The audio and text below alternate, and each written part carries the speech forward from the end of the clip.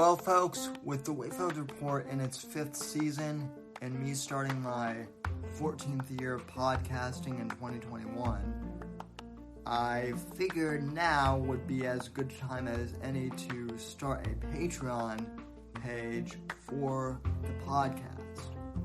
And I know everyone these days has a Patreon page who is a podcaster, but let me tell you what you're going to get if you decide to join the Whitfield Report Patreon. At the $1 level, you'll simply be contributing. That'll simply be a way of saying thank you, and I appreciate it, but that's that. However, at the $3 level on up, you're going to be getting access to an exclusive podcast that I'm hoping to do weekly called the Savage Express Podcast. And on that podcast, exclusive to Patreon subscribers and supporters, I'll be covering music and movies and pop culture and personally and anecdotes in ways that I can't cover on YouTube or traditional podcast platforms. I'm hoping to do this every week. I might not, but it'll certainly be a longer form podcast for those types of topics if you're interested in that sort of thing. And I also might be re-releasing some episodes of the Whitfield Analysis, my old podcast, re-releasing the back catalog, as it were, digging out some old video clips that I've had in archive for years and posting all of that exclusively to the Patreon site for you guys. It's going to be a good time, and there are a couple of different tiers you can join in at. I understand if you can't join the Patreon, but if you're able to financially support the show and you want to help out, joining the Patreon would be the best way to do that. So I encourage you to go to patreon.com/Whitfield Report and sign up on one of the tiers today. And again, folks, I want to thank you for supporting the podcast. Thank you for listening to the podcast. And hopefully, I can look forward to your financial contribution, which I deeply appreciate as well.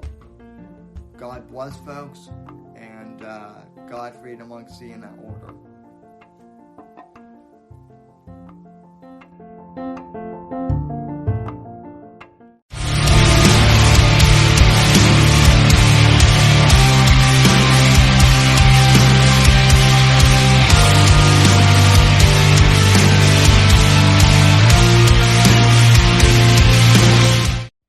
Hey there, folks. Welcome to the Thursday edition of the Whitfield Report. And this is, in fact, the final episode of the show for 2020. I am your host, Sam Whitfield, here in Southern Florida. And I want to thank you so much for joining me for today's podcast.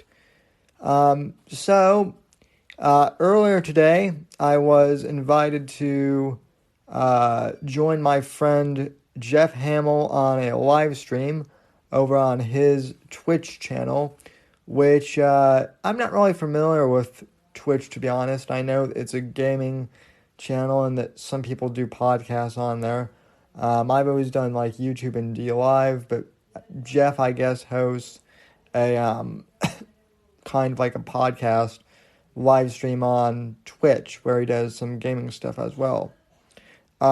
Anyway, for those of you who aren't familiar with Jeff, Jeff Hamill was originally one of my very first co-hosts of my old podcast, The Whitfield Analysis, which I had all throughout high school. But then Jeff started co-hosting the year I moved to Florida. He's from Pennsylvania. He goes to Penn State. And when I met him, he was just starting school at like one of the community colleges and was planning to go to Penn State to transfer there eventually, and he did.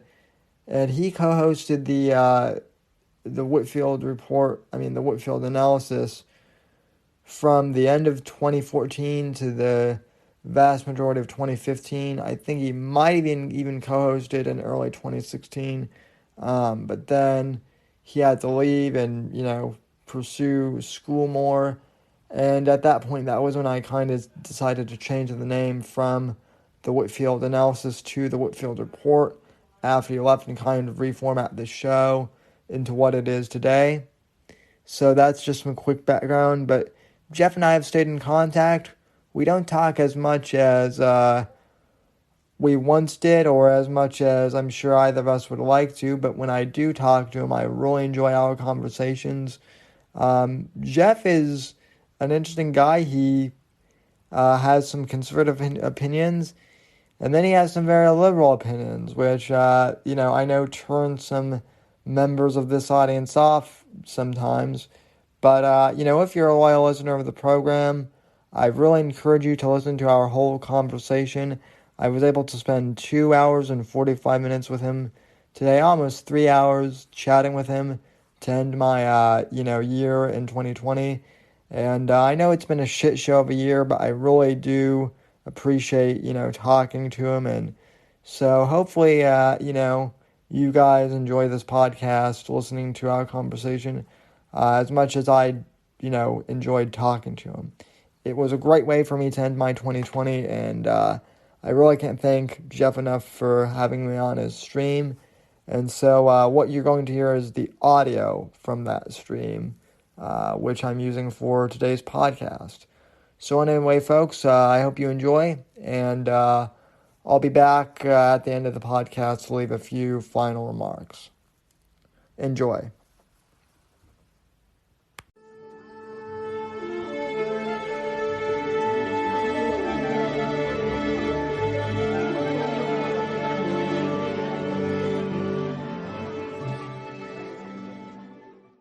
This is for my podcast as well. Anyway, I don't know who's watching, but greetings to you all. So as of right now, it is Chloe. Chloe is a person who has started watching Social 19 recently, who I think in the summer she found us. I think she's from the Illinois area, and she is 100% blind. And so we're going to be talking to her. I was just telling her we're going to be talking about her experience, and I think it'd be really cool for us to get a person who's completely deaf and just to talk about what it's like, have somebody sign to them what we're saying and talk about what it's like to living in a world where you can't hear anything. Yeah. It's a sociology class, for God's sake. Yeah. Well, and I mean, I'm in a wheelchair. I've been in a wheelchair pretty much all my life. So, yeah. There's that too. But how are you, my friend? I'm doing well. Sir, how are you doing? I'm good. I was just also saying that in Pennsylvania, the governor just said that we were not increasing or extending the restrictions for like coronavirus, like with the bars and restaurants and all of that. So hopefully that's some good signs for the start of the new year. Yeah. So how has your 2020 been? Because Jesus. Yeah. 2020 has been rough. I started my master's at the end of 2019 and I felt really good about it. And then 2020 hit and I was taking a class and it was, beginning of the year was good. I knew about COVID, like the end of 2019 from like Philip DeFranco. I was watching his show while I was doing the dishes. Yeah. And he was explaining like, hey, there's a virus coming from China and it might be a thing that we need to worry about. And then we started quarantining and I was like, this is awesome. Like no one has to go into the office. I get to work from home. Like we had to do 8 hours of work, but like it was more, if you had to do your own work, you could also like take breaks. It was fun. And I could go outside and I was starting to go on I was exercising and I was starting to lose weight.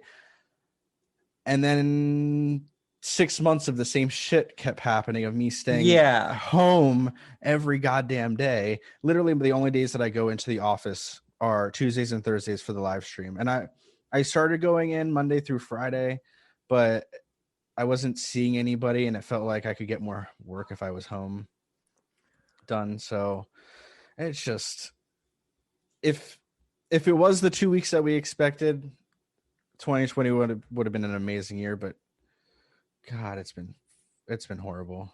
Yeah, well, so for me in 2019, I started like my I guess uh graduate degree, or you know, uh mat not my master's, but basically I was I was at a community college for like 2.5 years, and then I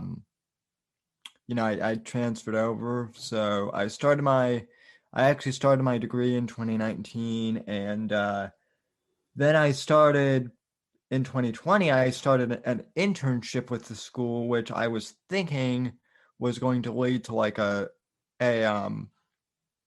like possibly a part-time on-campus job that could eventually turn into full-time after I graduate. I go to the University of South Florida, and what I was doing was I was doing marketing and communications for the marketing and communications department for my school. So I had a cubicle up in their office, and it was really cool to be working with them. And it was only like 4 or 5 people in the office, but like I would, help coordinate events and, talk to professors, talk to club leaders, all of that stuff from like January to March. And then literally the week before we were supposed to go on spring break was when they announced that the school was closing, right? Mm-hmm. So it kind of sucked because at first, like, my spring break got that was like when the lockdown started. So like everything that we had planned to do got canceled You because of said that. lockdown started the week before spring break for you. I mean, pretty much like at the end, like pretty much at the end of like the week before slash, beginning of my spring break. So the Mm-hmm. entire, so like I kind of missed my spring break, being locked down, so to speak. Um, and at first I was like, this isn't bad. It'll be just like 2 weeks. Like even for the first month or so, I was like, well, this isn't bad. I can get my work done, early online and just, do Netflix, you know, the rest of the day or whatever. Right. Um, but then then it also it also kind of sucked because what I was doing in the internship was event coordination. Mm, So, and yep. then, so I wasn't getting paid. So, I mean, technically I wasn't laid off, but I kind of was just because, with me being like an event coordinator and whatnot, or, having like a role in that, obviously there was nothing for me to do because there were no on-campus events Right. anymore. So that kind of sucked. But then like as more and more, just as it continued to drag on, it kind of sucked more and more. And like I'm an introvert guy. I By enjoy yourself, being yeah. home, but as I've always said, there's something about like choosing to be home versus like being forced to be home. And there's moments that you want to be home, and like you like to, because it's the same for me. Like on weekends I love to be home, but if you ask me to go to Applebee's or to go out to dinner somewhere, and I have the choice to be able to say yes or no, that's what was taken from me. Oh Like yeah. as a extrovert introvert mix, like what was taken from me was the ability, like you said, to choose. I want to go out tonight, or I don't want to go out. Like, Right. Or even, like, hey, want to come over and have, beers at my place and watch, the game or whatever. It was just stuff like that. So Yeah. Oh God, you remember when sports were a thing? God, I hope so. The time that I'm supposed to graduate like in a year from now, and so I hope to God that me everybody gets. too. I hope like everybody's vaccinated because I want Penn State football to be back for one more season. I want to get the tickets on sale. I want students like I want to go to one game in the student section for my last semester of being a student ever at the university, and I mean, unless if they offer to pay me for my PhD, but I don't see that coming. And I also don't want to do the research, to be honest. But hey, who knows?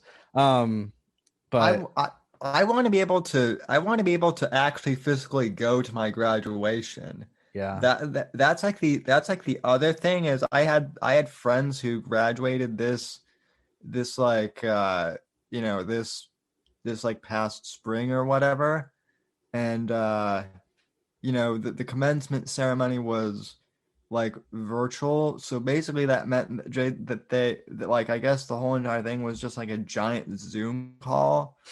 And like, you know, like come on, who like can we curse on this thing? sure, Or fuck it. okay. Yeah, like who the fuck wants to like have your commencement ceremony like be on fucking Zoom.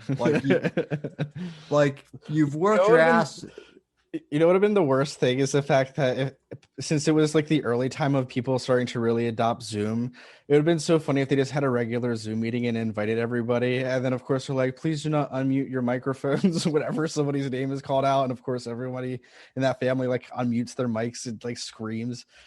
God, that would have been Yeah. horrible. A Zoom bomb for graduation. Yeah.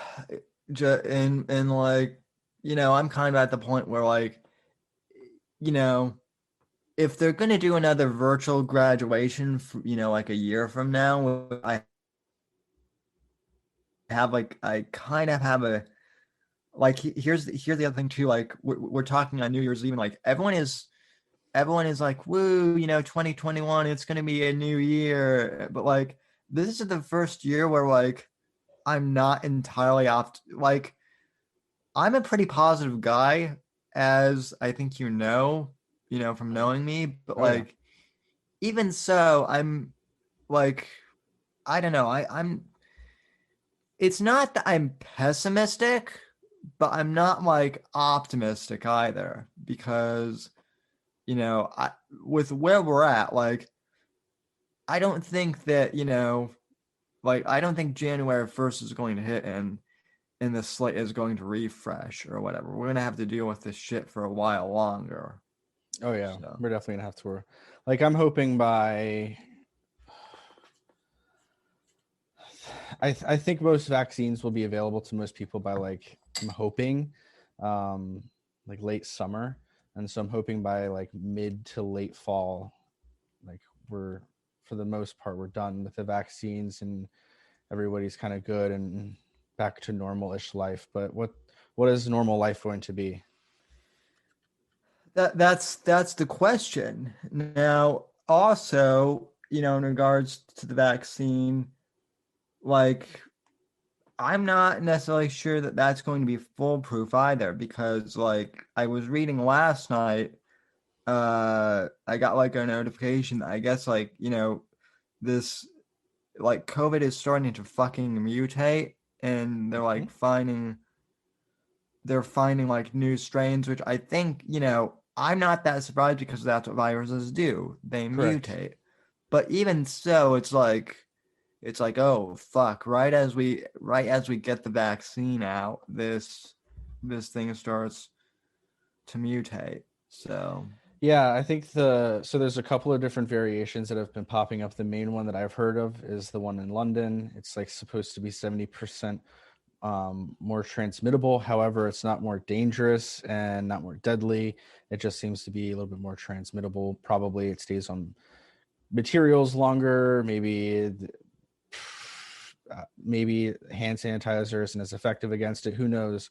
What the deal is, but I'm just hoping that the vaccine, because right now, my boyfriend he just got the first dose this week, and he's in the Moderna vaccine, I guess not trial, but like, first major set of batches out to healthcare workers in this country. And I think it said like, because he is a healthcare worker himself, right? so he works in administration, but because he has to go on the floor and everything else, so pretty much everybody who works in their building who has to go into work has been offered. Right. Yeah. And so I think he said after the first shot in a week, it's going to be like 50% effective. And then a month after, I think you have to wait at least 28 days. So I think on like the 30th day after or something, he is going to get a second shot, and then it's 80% effective. The question then is also, how long is it going to be effective for? Because like what you said, there's mutations that are already happening. So how long until that mutation no longer, or this vaccine is no longer good? And that's why I think it's most important to get, like, it's going to continue to suck, but the only way that we're going to defeat this virus with or without a vaccine is really going to be, is not through herd immunity like the United Kingdom has tried, but I'm thinking more so as mass. What if we in March or April or even May did like a mass hibernation of this country for like a month? This would all be past us. Like, if people just went to the grocery store, work from home if you could. If you can't work from home, then I mean, we were giving people what, $1,000 a month, or was how much was it for people who had unemployment? Because it was grant. There was a grant, a $1,000 check that went out to everybody in like what, March, April. Yeah, and then I didn't get mine until May. You didn't get yours until May. But yeah, and I mean, but then, and I mean, not every state. I mean, there were lots of variables. I think that, like, because I know in California they were basically like paying people to stay home. Like, Californians were getting stimulus checks out the wazoo from both the state and the Feds. and then the Fed. But then, like, Florida, I think it was, I mean, it really depended on the industry. Mm-hmm.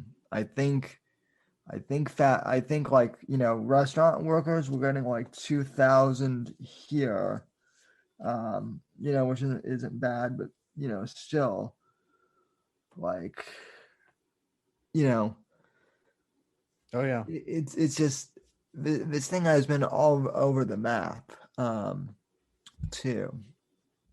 How has it been in Florida? Like, Well, I mean, here's the thing. Everyone is kind of freaking out about Florida because, right, because we locked down, but we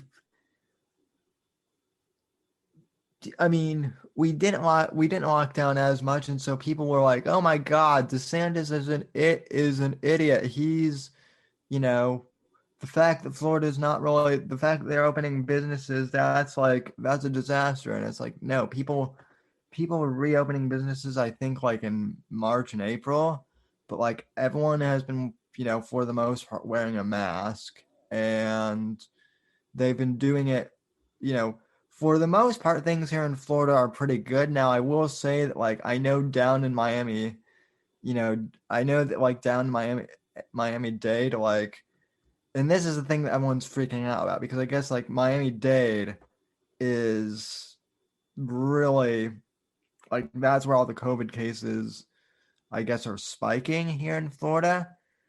And then because it happens in Miami-Dade, like, the national press or whatever just always takes whatever's happening in Miami to mean, like, Florida in its entirety, basically. right? Which, which kind of drives me crazy. Because it's like, yeah, there are lots of irresponsible, people, in Miami, but then, like, the rest of the, state has been, like, pretty on board with like wearing masks for the most part. So Yeah, I do know. Like the funny thing was all of the sporting events. That's what everybody that whenever at least in Pennsylvania we would talk about Florida, it'd be like, yeah, if you want to go to a sporting event, you got to go down to Florida because Florida was like the only state that didn't do it. I don't know. I think there is no correct way of doing this, obviously, because states have had mixed results because of citizens listening or not listening. I mean, in Pennsylvania, they've been pretty strict, but if you go to places that are, in what we call Pennsyltucky, anywhere that's like in the middle of the state where nobody actually lives, but it's like, and since nobody lives out there, nobody thinks that they need to wear masks because it's the same people that they're seeing every week at the grocery store. And there is some truth to that, because obviously if you're seeing only the same people and you are quarantining, but these people aren't quarantining, or they're not doing their best effort to actually do that, but they think it's no big deal. So at the beginning of this pandemic, Michael and I went on a car ride out, and we got lost in the mountains up here. And I asked him, I said, how many COVID cases are out here?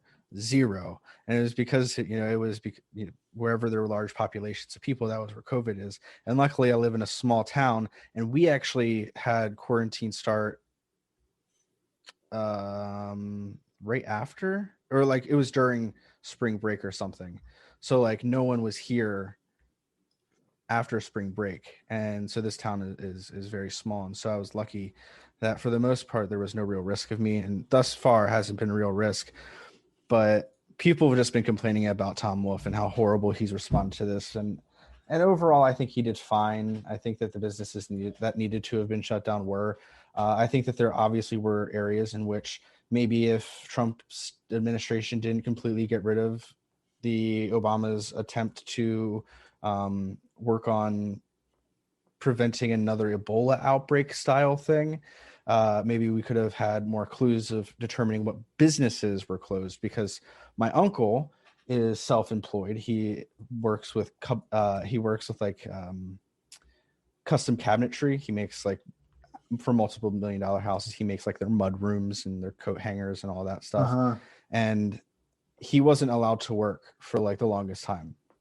But like he literally works in a shop by himself or with his daughter, but he was not allowed to go to work. And if he would have gone into work, he would have been breaking state law and would have lost his contracting license. So like, obviously there were a lot of mistakes early on in this pandemic that we should have really looked into. But overall, Pennsylvania isn't one of the worst states, and I think that's because we've had a pretty strict lockdown policy. But it's been changing, so like it comes and goes. The current issue that we have right now is nobody can eat in restaurants and stuff. Again, Wolf just said that he's not renewing that, or it's not getting updated or whatever. So that's again a glimmer of hope. But that was what happened in March. That's like how this stuff started. March and April, May, like these were the restrictions we had, and then everybody thought it was over, and surprise, it's not over. And Right. And so now we're back to the same restrictions we had before. And if everybody just took a goddamn minute and just stayed home when they don't have to go to church, because the blood of Jesus isn't going to save you. I'm sorry, but it's not. Well, I mean, I get where you're coming from, but then I think a lot of people did lock down though, and nothing really changed in that sense. Like I get where you're coming from, but I feel like you might be right that if we had all locked down, things might have, but then again, it might not have. So I mean, this just. But I also don't see, like, I don't, especially early on, especially in the southern states, in the Midwest, people were not shutting down, and there was a lot of resistance to shutting down. Again, not necessarily where I was living, because I was living, thankfully, in an area in which when people were saying, hey, we should start wearing masks, no one really complained. Literally no one complained. And I think for the very beginning, people didn't complain, and it was actually a very conservative thing to do. Like, the conservative side was like, yeah, we must wear masks, but like, somewhere along the lines it flipped, and now it's just like, is this taking away my freedom, which I just don't understand. I real quick, I really appreciate how on your live stream you put me as Dr. Sam Whitfield. I really appreciate that. So I was gonna put the great one, and then I was like, but that's too Mark Lavini. Like, yeah, no, I mean,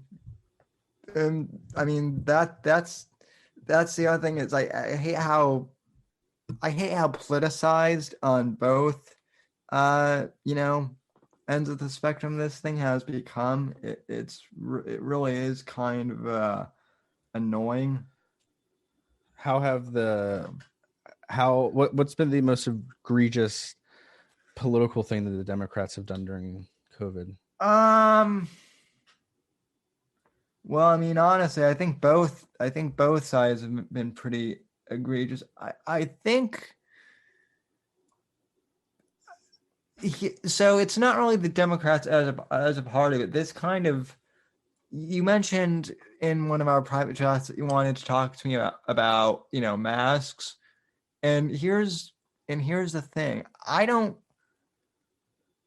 necessarily have an issue with masks per se. I don't necessarily know that they're as effective in, if they're as effective in, preventing COVID as people think they are, because like I know people who, who wear masks, and, who have washed their hands and done all of this stuff, and they've still gotten COVID, right? Like, one of my neighbors actually got COVID, and he's fine now.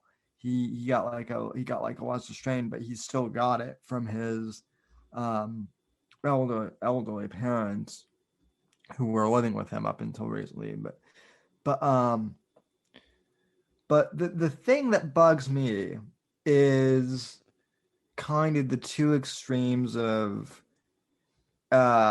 if you wear a mask, you're a fucking, pleb idiot who, just listens to whatever the government tells you. You're a sheeple, right? Like, that's kind of like the crazy out there right wing.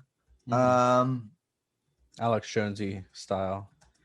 I mean, not even to me, that's an Alex Jonesy situation, but right? I guess, yeah, it's not really.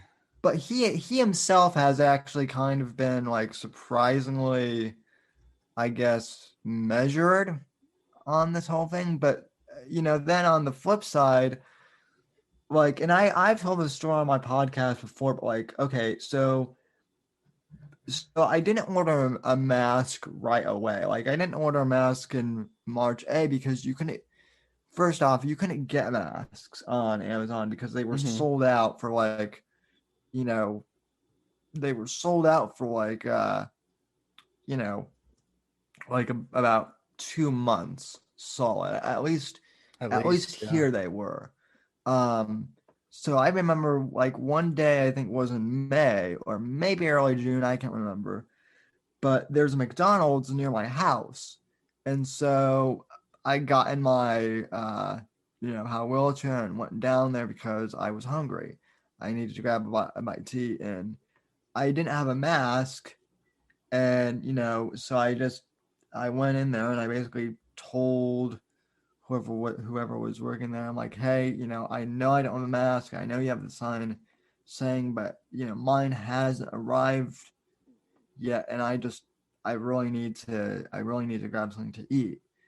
And so they're like, yeah, that's fine. Just come up here, and order. So I did. And while I was waiting in line, there was this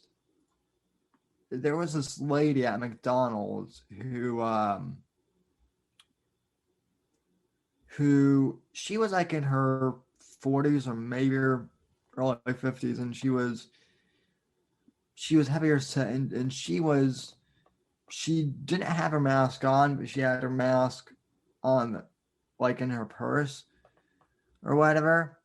And she comes up to me, and she has like this beet red face, and she literally like comes up and gets in my face and is like, "You," and is like, "You fucking millennials, you're not wearing a mask, and you just want grandma to fucking die, or something. You have no respect for the elderly people who are, who are dying from this pandemic. Just wear a goddamn, mask like everyone else." And it's like, I will when it comes here. Like, and it's like, okay, first off, lady, you're you're getting up in my face like 6 feet, right. and it's like, second off, you're not wearing your mask. Thirdly, just because I'm not wearing a mask right now or ever, just because I'm not wearing a mask doesn't mean that I want people to die. And I feel like that's kind of where the far left has gone a bit nuts. It's like, if you're not, locking down, if you're not, wearing a mask, you're selfish and you just want old people to die. And I think it's like, it's much more nuanced than either of those things. Yeah, I think definitely in that situation that you just explained, like, I would have been like, yo, first off, these restrictions just started. I can't find a mask, ma'am. If you have a mask that you like, if you know a mask that I could have, please let me know, and I'll buy it from you.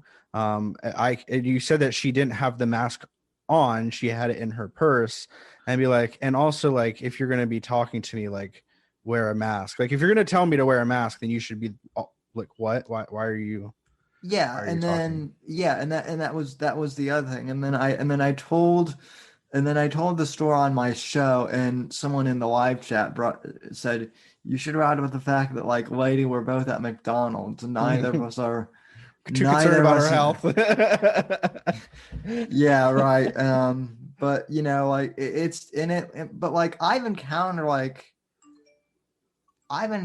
stuff like that, like, I've heard of encounters like that where people just get like so worked up over whether or not you're wearing a mask, and it's like, I think to me, it's acceptable to get mad at people who aren't wearing masks, like in today's world, because there is no excuse. Like, I'm not the biggest fan of the Under Armour like neck thing. I don't get it. I just wear a regular mask. It doesn't interfere with your breathing. I could do the test right now. I have a pulse, not a pulse, but the oxygen and pulse meter thing. It'll tell me how much oxygen I'm getting. I could put the mask on that I bought from Target. Just buy the ones at Target. They're like, what, $2? And everybody, like, come on, everybody. Like, there's no excuse now. And so, for instance, I was at Walmart this week, and there was a guy who was with a group of people. He was an older gentleman, probably in his mid 40s. And he was standing over in Walmart's grocery section, they have like all of like the meat that's kind of big, like wholesale or whatever. That Sam did nothing wrong. Sam's never done anything wrong. Hey, thank you, Sean, for following on Twitch. But as I was saying, he wasn't wearing a mask, and he was like just hovering over like the coolers, and it was like, dude, what are you doing? Like, and eventually, like, and it wasn't even like he had a mask on, but it was like down around his chin, or maybe his nose was poking out. Because like, if somebody's nose was poking out, I'm gonna give you the side eye, I'm gonna give you the glare, but like, I'm not gonna say anything to anybody because I'm not an asshole. And the thing is, it's just like, if you're not wearing a mask at all, what are you doing? The state of Pennsylvania, the positivity rate is 13%.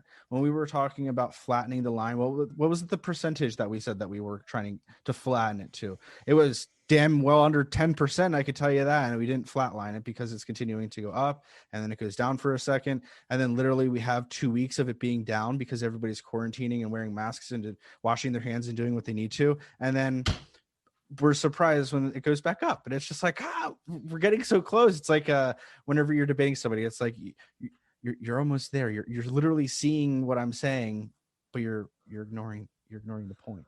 Well, okay. So just to play just to play devil's advocate, because, and this isn't really even against like masks themselves, but like giving people the side eye for not like wearing, like I guess my whole thing is I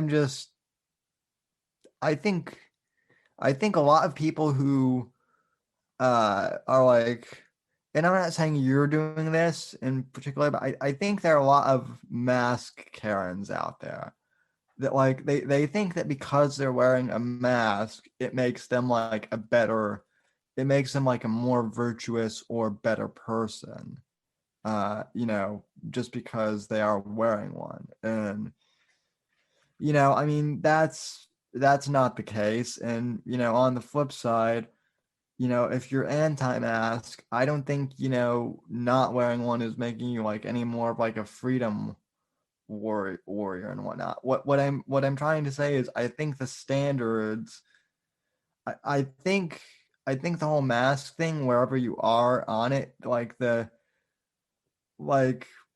it's become like this whole morality test, and it's like it shouldn't be that. It's a fucking mask. Either, wear it what you should, or, or don't, but it's not, it shouldn't be like, it shouldn't come into your equation of, whether or not you're like a moral, human being or whatever. You know what I mean? Like, there's just, I feel like there's too much emphasis on it a bit. I definitely don't think that it makes a person a bad person if they're not wearing a mask. I just think that they're an asshole and a dumbass.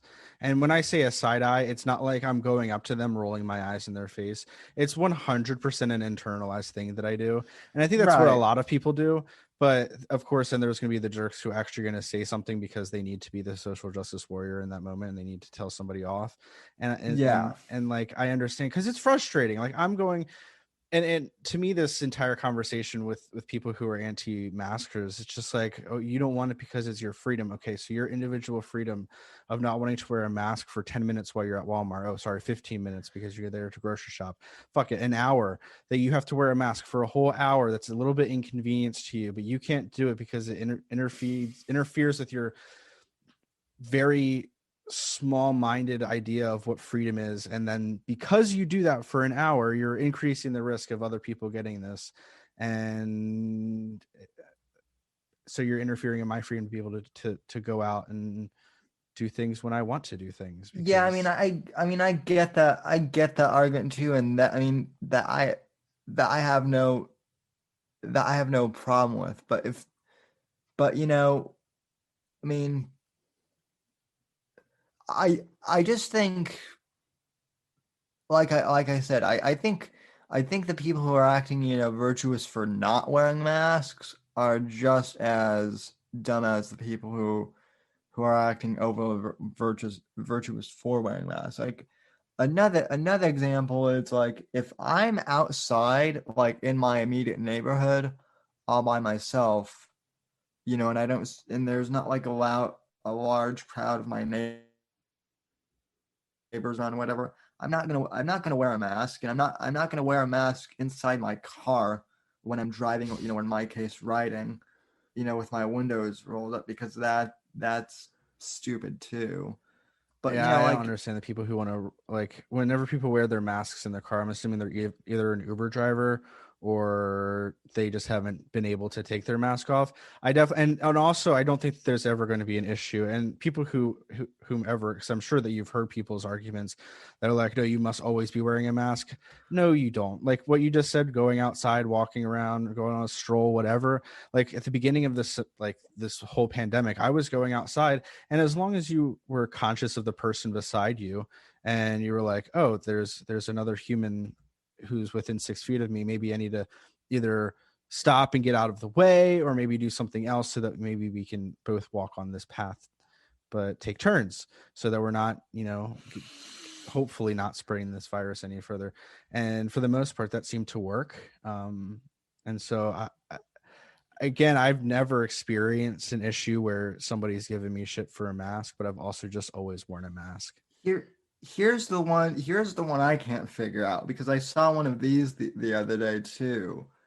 So I saw a guy. He was like, we went to the it was right before Christmas, so my mom and I were at the mall, which reopened. And by the way, everyone in the malls is, at least here, are, good from what I've seen, not doing COVID. But as we I think as we were leaving the mall to go into like a restaurant nearby, I literally saw a dude like take off his mask, light up a cigarette, smoke a cigarette, and then put it out, and then put his mask back on. And to me, I'm kind of like,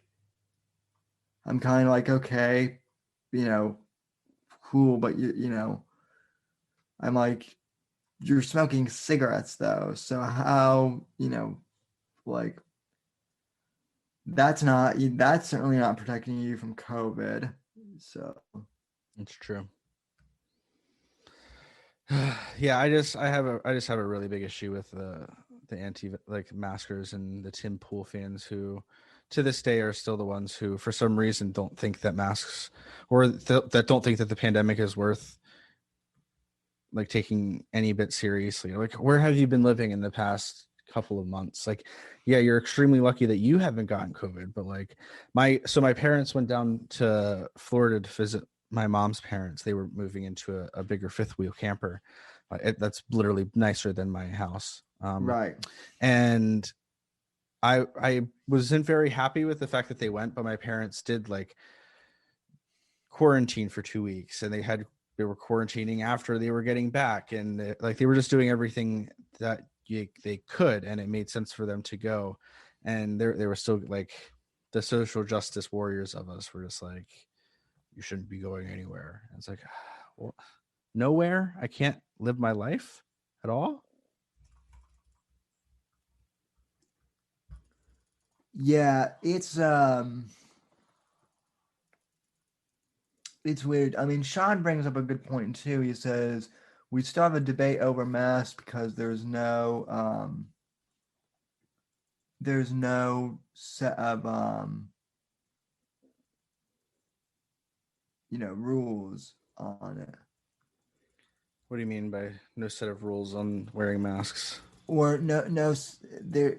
The fact, I think what Sean was saying, it just, for some reason, it just vanished.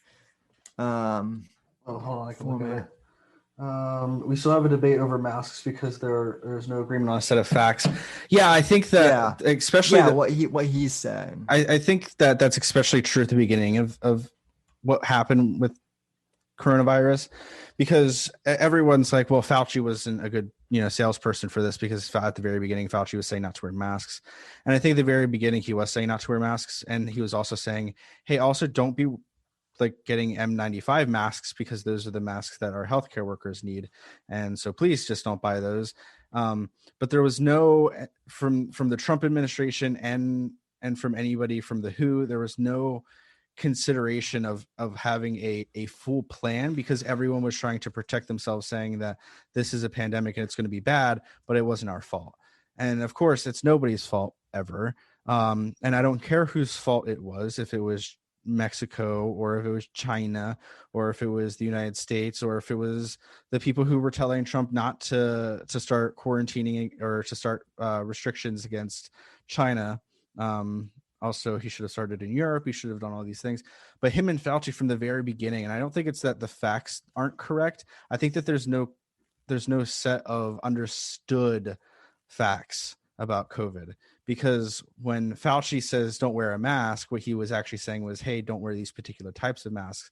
And then the president comes out and he's like, yeah, maybe we should put bleach into our veins. LOL, JK. roll on the floor laughing meme, and it's just like, this is a question that you have to ask. This is a question that you have to ask somebody when you're not in front of the American public, when you're trying to not scare them. And you can't say, hey, maybe we should look into bleach. Maybe you should say, hey, we don't really know how this is transmitted. We don't know who is most affected. We don't know any of this information. All we know is that people who stay away from each other, and when you must be near each other, to please reduce the spread of germs, mostly by wearing masks. Because if you have a mask on and you're in public and you're talking to somebody, your spit isn't going to go everywhere. Well, see, with the whole, I don't know if Trump literally meant the. I mean, I know that was a meme, but I don't think he literally meant bleach. I think he was referring to hydroxychloroquine, which everyone kind of poo-pooed until they weren't. Like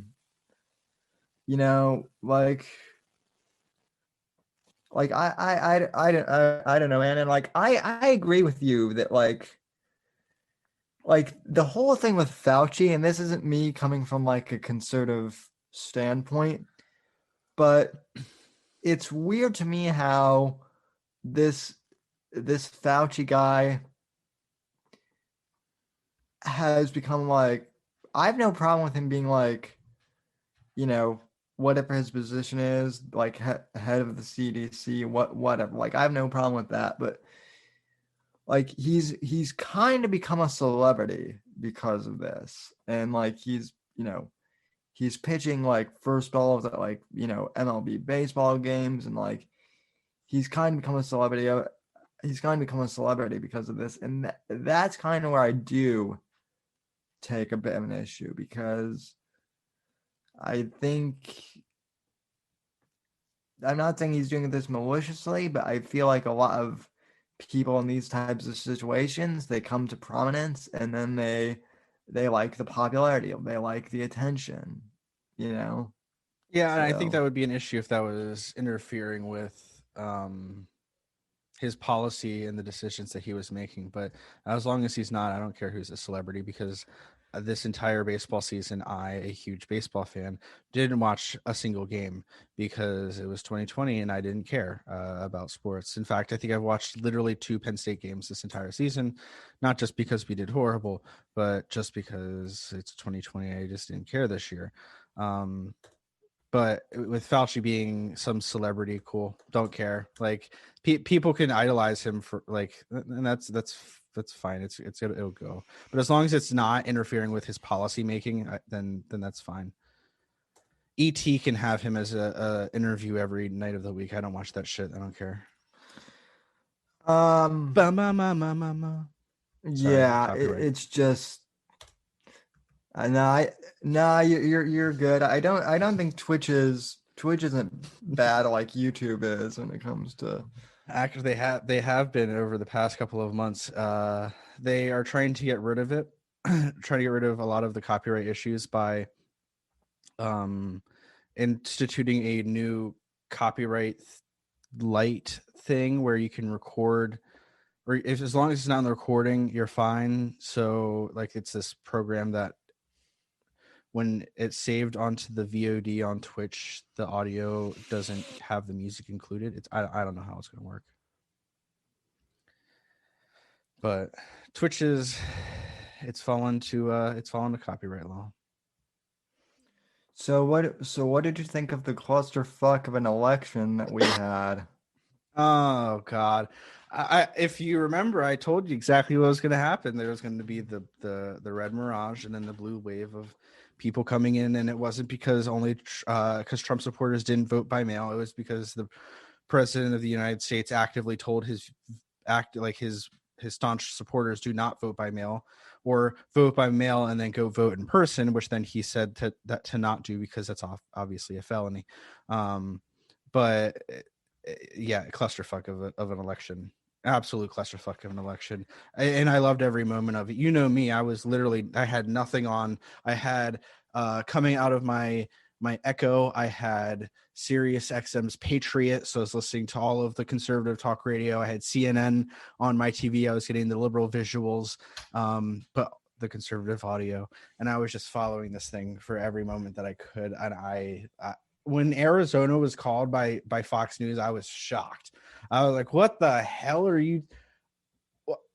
Even if you thought that is like, you're Fox News, aren't you supposed to like be trying to pull for the president? Why did you just literally say that he lost a state that no one else is say that they lost? CNN didn't call it for like another day or two.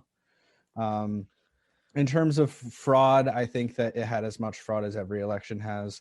We've interfered in so many elections. It's not going to be surprising if there was election fraud. However, when every single person who has been tasked with trying to see if there was any voter fraud has come back and said that not only like the head of cybersecurity and like all of that shit, when they come back and they say that this is probably the safest and most secure election in the history of the United States, then it's kind of hard to say no, because conspiracy, no, because only Trump could have won if that was the case. Whereas obviously we're living in two completely different worlds. That's the thing that I think makes this election so different, is the fact that people are living in such a different world, especially with the invention and the adaptation of TikTok in the United States. TikTok has such an aggressive algorithm to only show you content that they think you're going to like. So conservatives literally never see liberal TikTok, and liberals literally never see conservative TikTok. And that's how all of our algorithms and all of our social medias have been. So it was a complete surprise to the conservatives that there was a huge wave of people who were voting by mail, but it wasn't to the Democrats. And the Democrats were like, yeah, this is what's going to happen, because literally Trump said how it's going to be fraudulent and all of this stuff. And every single case that I have heard of, except for maybe, I think if I had a way, it's been like 10 cases that I've heard of fraud in favor of Trump and like 2 in favor of Biden. It's always, every time that somebody's ever been caught, it's always like, oh yeah, I was voting for Trump. And like, what?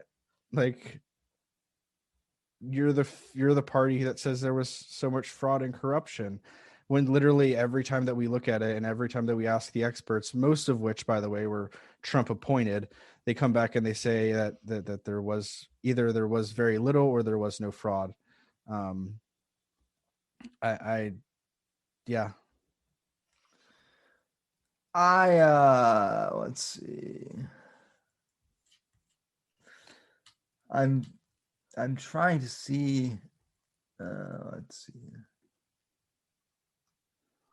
While you're looking that up, I was just going to say that it was also very fascinating listening to the, like, how people flipped about how they felt about the different types of like election fraud, and so it's just so interesting whenever one party thinks that it's being attacked, how they say that these actions are horrible. It's like the mafia will be like, oh, you can't kill so and so because they're part of my family, but then they'll just fucking kill whoever they want. By the way, the reason I brought that up was because absolutely best streaming service on the planet in my opinion is HBO Max. Absolutely love it, and I am on season 2 of The Sopranos, and I'm absolutely loving it, dude. That is okay. That is one of my all-time favorite shows. I know. I was waiting to tell you that. So yeah, I love that show, and I watched that last year because last year was the 20th anniversary. Mm-hmm. It started in 1999, so 2019. So I watched the entire I watched the entire show, and when I was a kid, when we were kids growing up, like I remember like my parents and all their friends, whenever when The Sopranos was on, when it was on TV, like like some of my parents' friends would get like almost like orgasmic about how good it is, and like I didn't get it at the time because I was a kid, and but now I'm like, okay, I see how this laid the groundwork for shows like Breaking Bad and whatnot. Yeah. So it's and then it's real weird thinking that like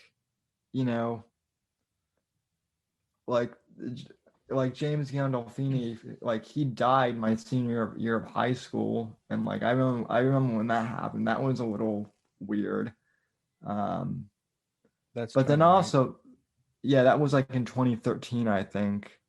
Oh. Um, but then also, like, show and like remembering that, like, oh wow, there were no smartphones, Right. that then like it was the 2000s, so like we had cell phones, but like they were like the plastic flip phones, and And it's like they still had access to payphones. They were like, call me from a payphone.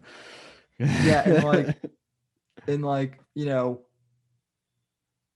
internet was like dial up, at that point. There was no Facebook, there was no Facebook or any of that stuff. Like I think maybe in like one of the later seasons, like season 5 or season 6, I think maybe they like bring up MySpace once, Oh my god.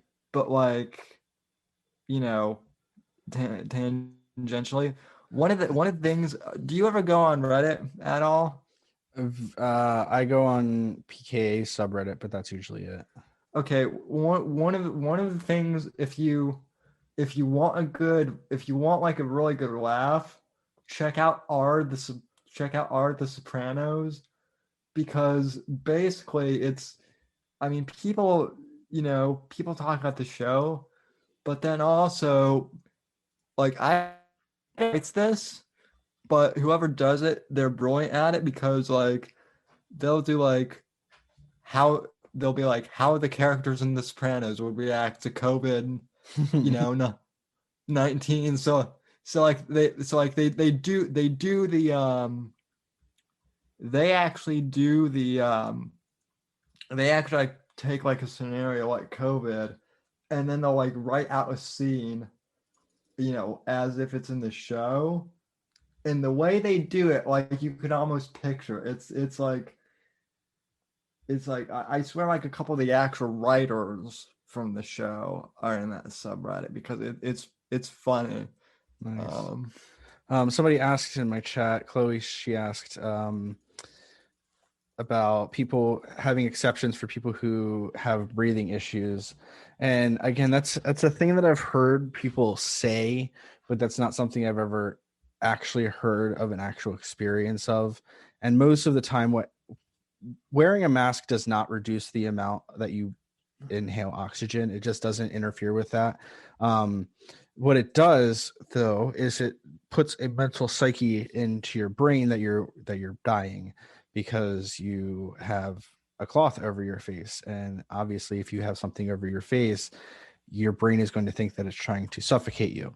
So that is why it feels like that. But in reality, if we all wore these meters that tell you how much oxygen is in your blood, you would see that it does not go down. And there's been no indication that people with asthma or people who have diabetes or any type of heart condition, there's been almost nothing proved. There's been no real condition that I've ever heard of that people cannot breathe. It's just that they feel like they cannot breathe. And the answer to that from the older generation is get over it. I don't care about your feelings. I just want you to wear a goddamn mask. well, yeah, I mean, the one thing I am curious about, though, is deaf people, and like more particularly, like I know like a lot of deaf people, like they read lips, right, when they're in public. So with this whole thing with everyone wearing masks now, like it has to suck for them if they have to go out in public, because they can't really do that anymore. Yeah, I think there might be limitations with that, and I'm wondering how that. And I would love to talk to somebody about how they're overcoming that situation. One of the ideas, obviously, is if you're out in public with somebody, and somebody you're with hopefully is able to sign for you, then you could both wear like the face shields. Yeah.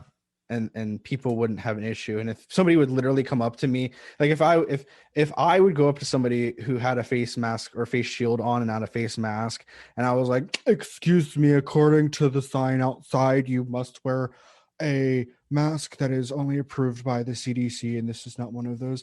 And they were like, I'm like, this person is deaf, they can't hear anything, I need to sign to them.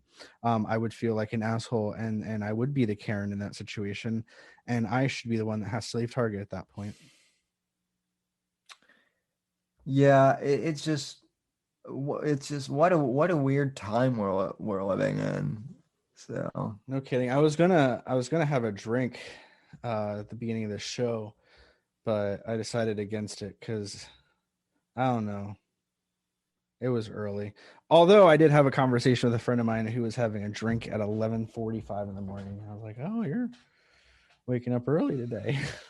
why not? That's funny. Yeah, I mean, it just like I'm like, believe it or not, talking to you, even though it's the last day of the year, fucking literally is one of the highlights of 2020 for Hell me. yeah, man. Just like what a crazy Shit show. yeah. Going back to, you were saying something, we were talking about masks, and then we got off that topic and we started saying, you asked me a question, I answered it, and then we got off topic. Well, you had like a whole bunch of questions that you wanted to ask me too. Oh, we were talking about the election and fraud. How did you feel about it? That's what I want to hear. I was a Trump guy, and I still am. I the thing is, in my mind, in my mind, I think that there is a case for fraud. I think that the country is so polarized, and I mean, I guess it always has been, that no one is going to be, completely happy ever with, the election. Let me put it this way.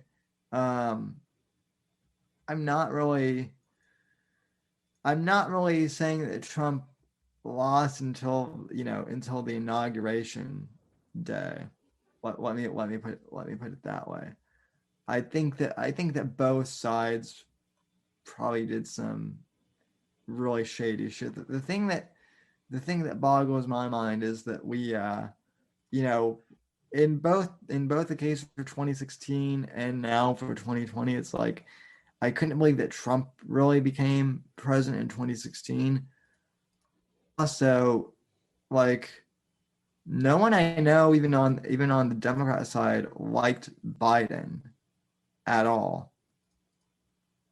No one that I can think of. The older generation definitely did, because I felt the same way, especially early on. In the fall semester of 2019, I was taking again my first class for my master's, and the guy that I was partners with on our final project was actually going for his PhD, and it was one of his last classes.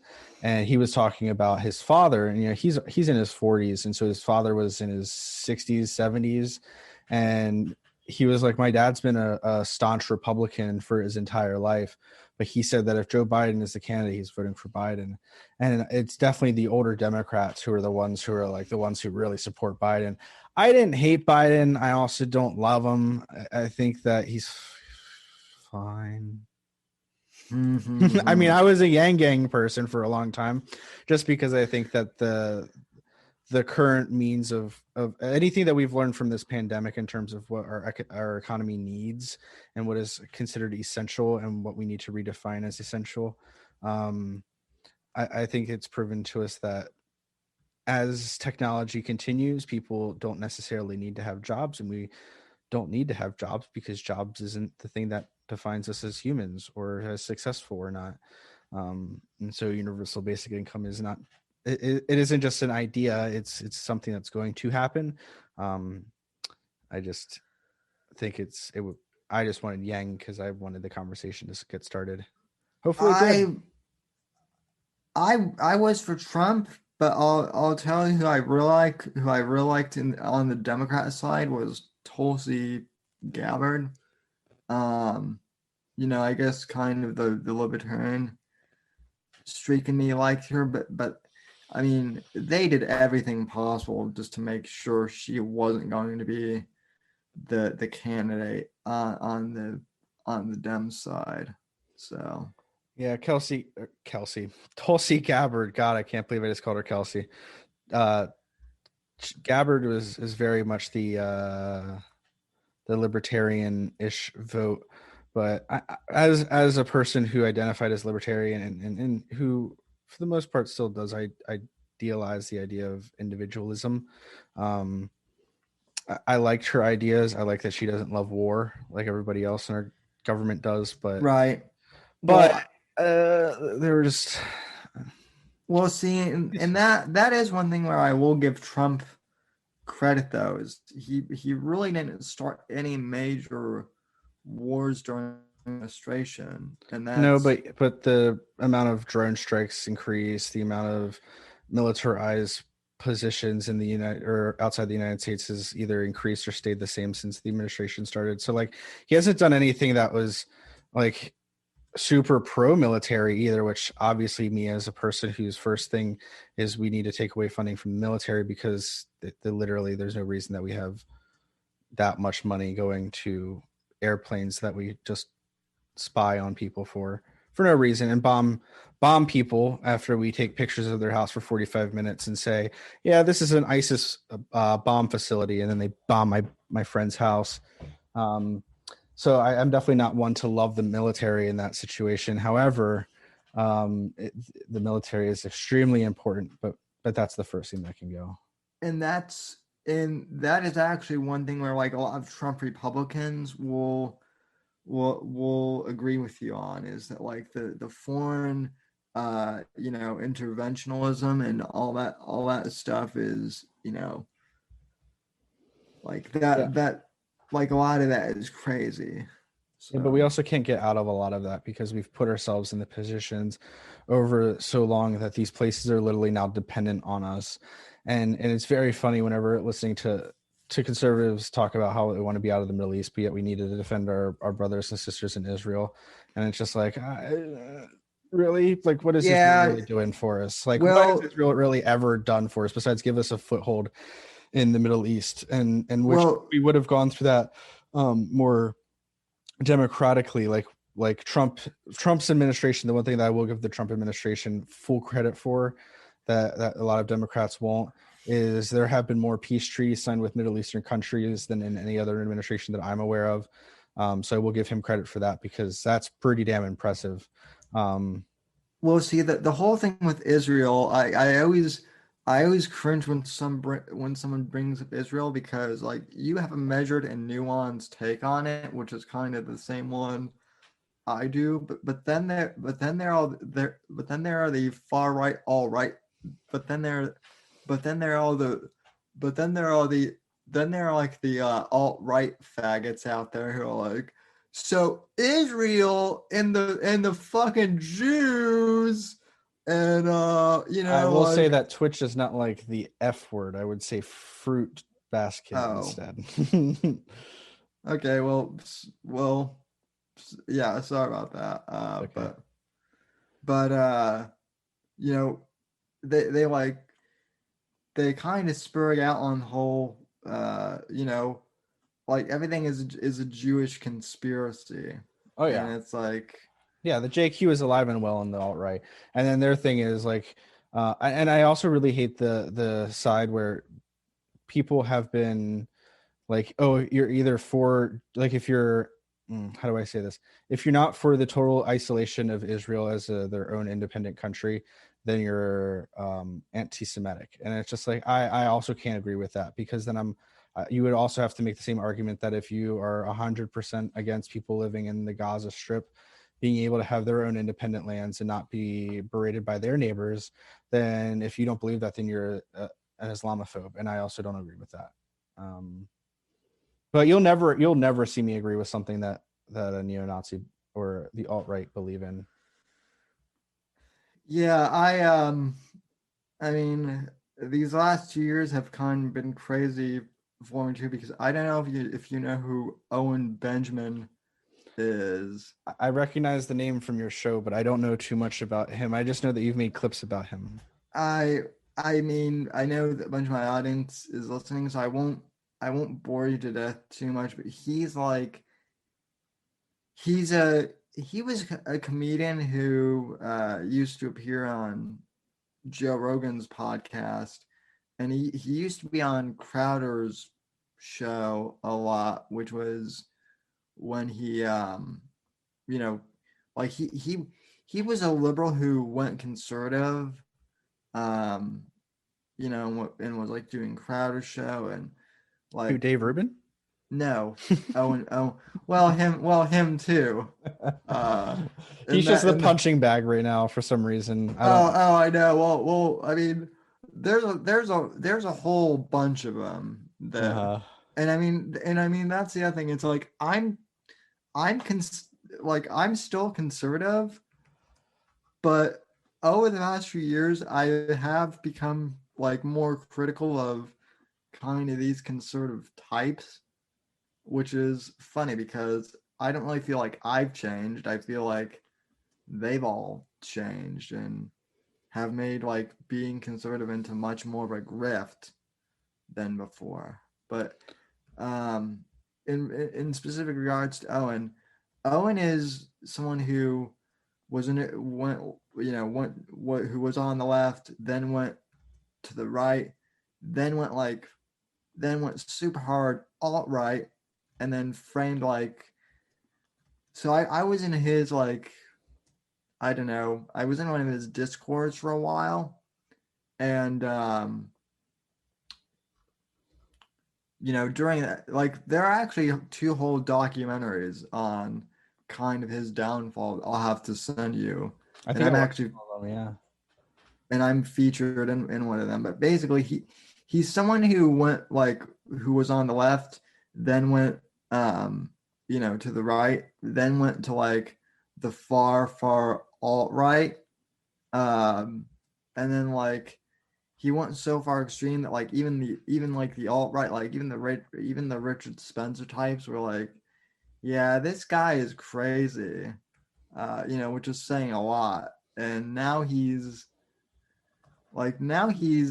isolated on like a farm in like Idaho somewhere or something, and like his fanatics, his fans, like as soon as like I left his cult, his internet cult, and took some of like his audience members with me who also woke up to how crazy he was, like they started coming after me and some of my friends. So that's why I was covering him for so long.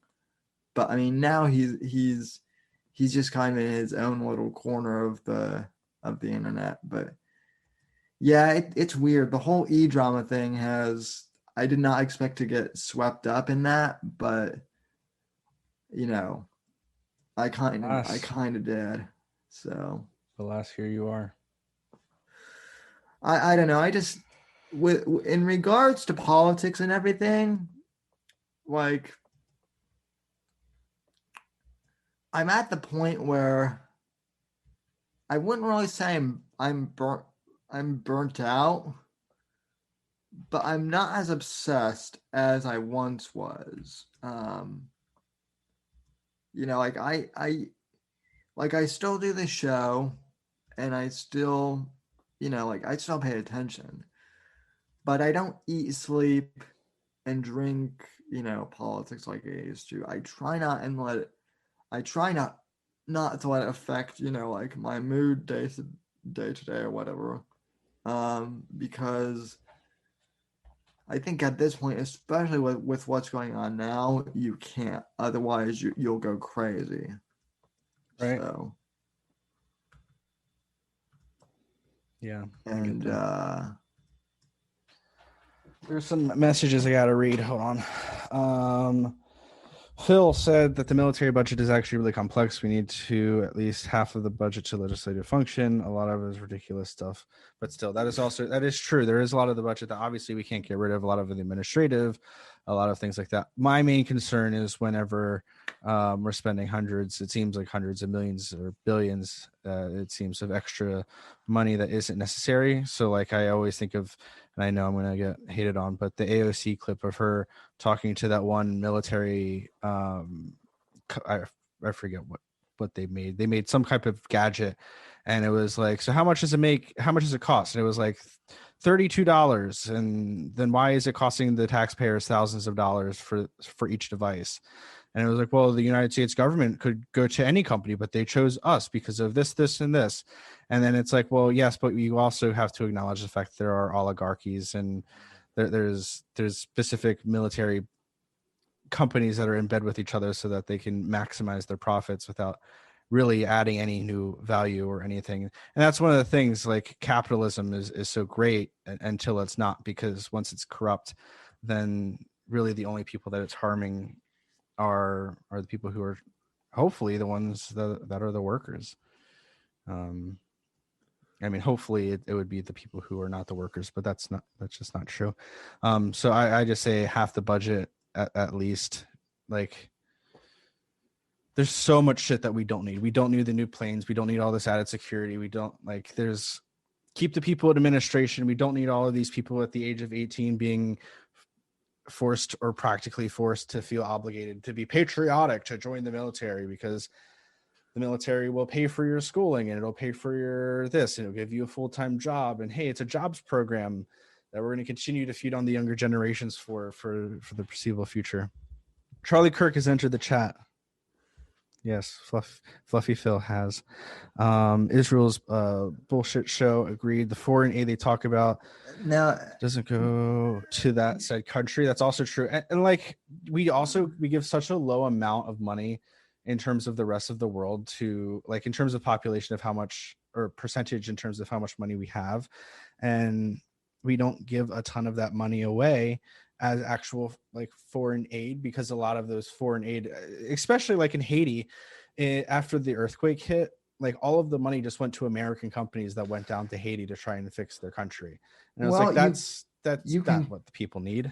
You can blame Hillary Rodham Clinton for that. It's true. You know, and I mean, and so that's a whole nother thing, was like, you know, initially, you know, like, if nothing else, the fact that Trump won in order to get Hillary basically out of politics, to me, is just great in and of itself. I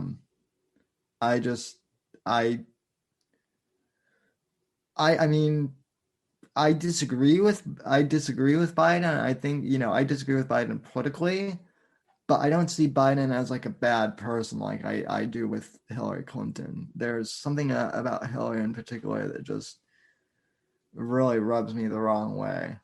Is it because she's a woman? Mm, I'm joking with you. I'm not even sure she's a woman. Maybe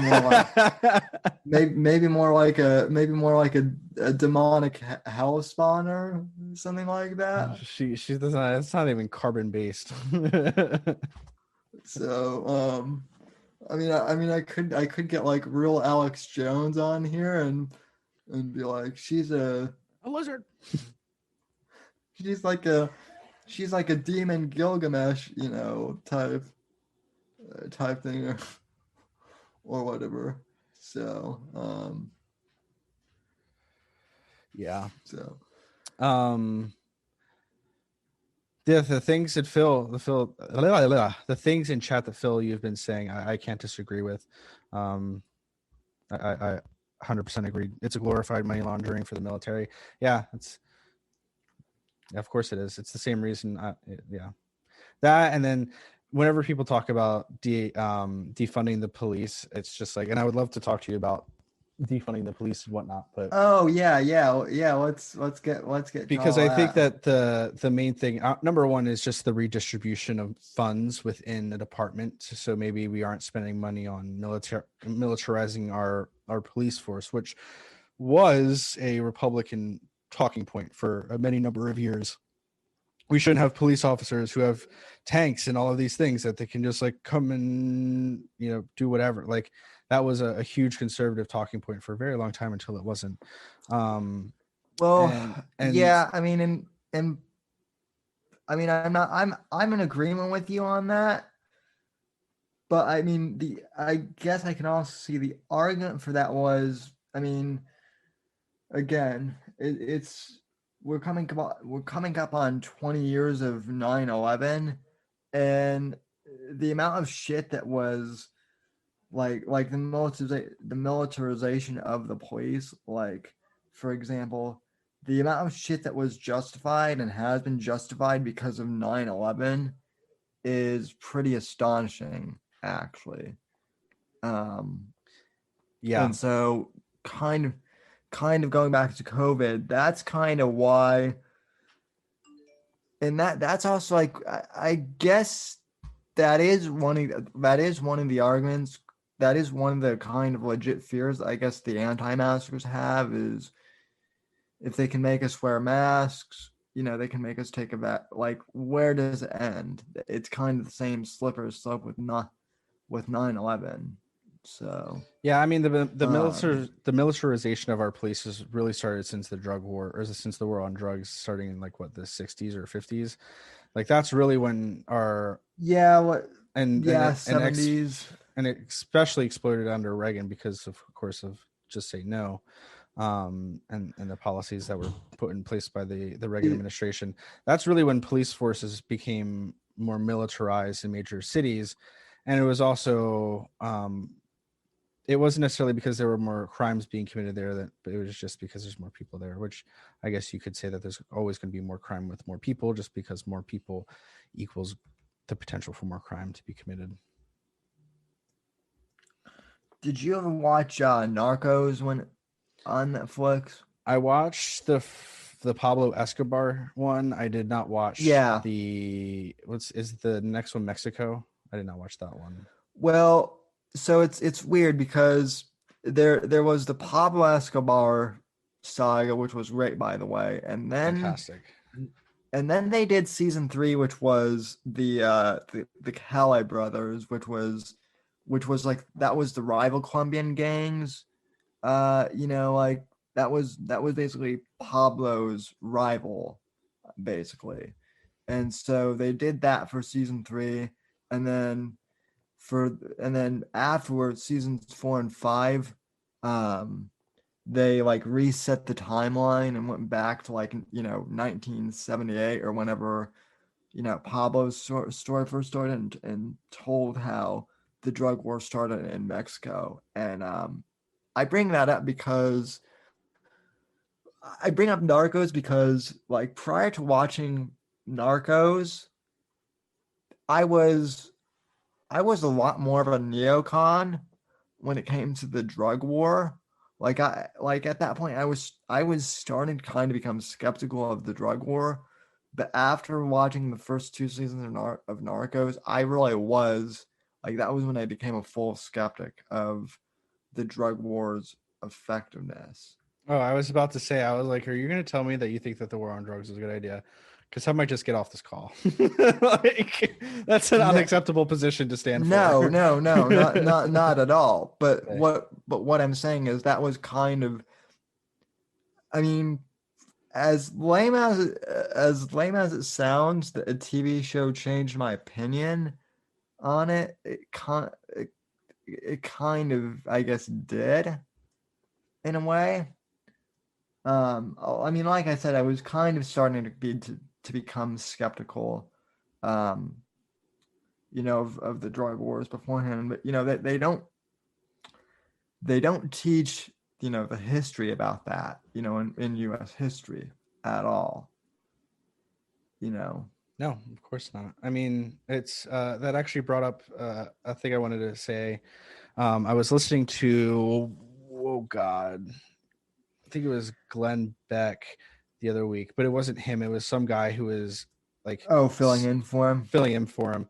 And he was like, yeah, I want to give my kids this country. I don't want to like have to restore it or change it. I just want to paint over it. I'm like, wait, you just want to paint over the history of our country? Like that's just willfully being ignorant. Like you just want to ignore the actual shit that happened in our like that's how we just get ignorance, and that's how stupid people are allowed to stay in the public discourse, because they don't know what the hell they're talking about. So when people are like, well, marijuana is a drug that is made in factories, in labs, which is something that I was actually taught throughout my entire childhood, because I went to a extreme Christian church that taught that any drug besides alcohol that your dad would drink, or the tobacco that your dad would consume, or the coffee that we wouldn't ever talk about being a drug.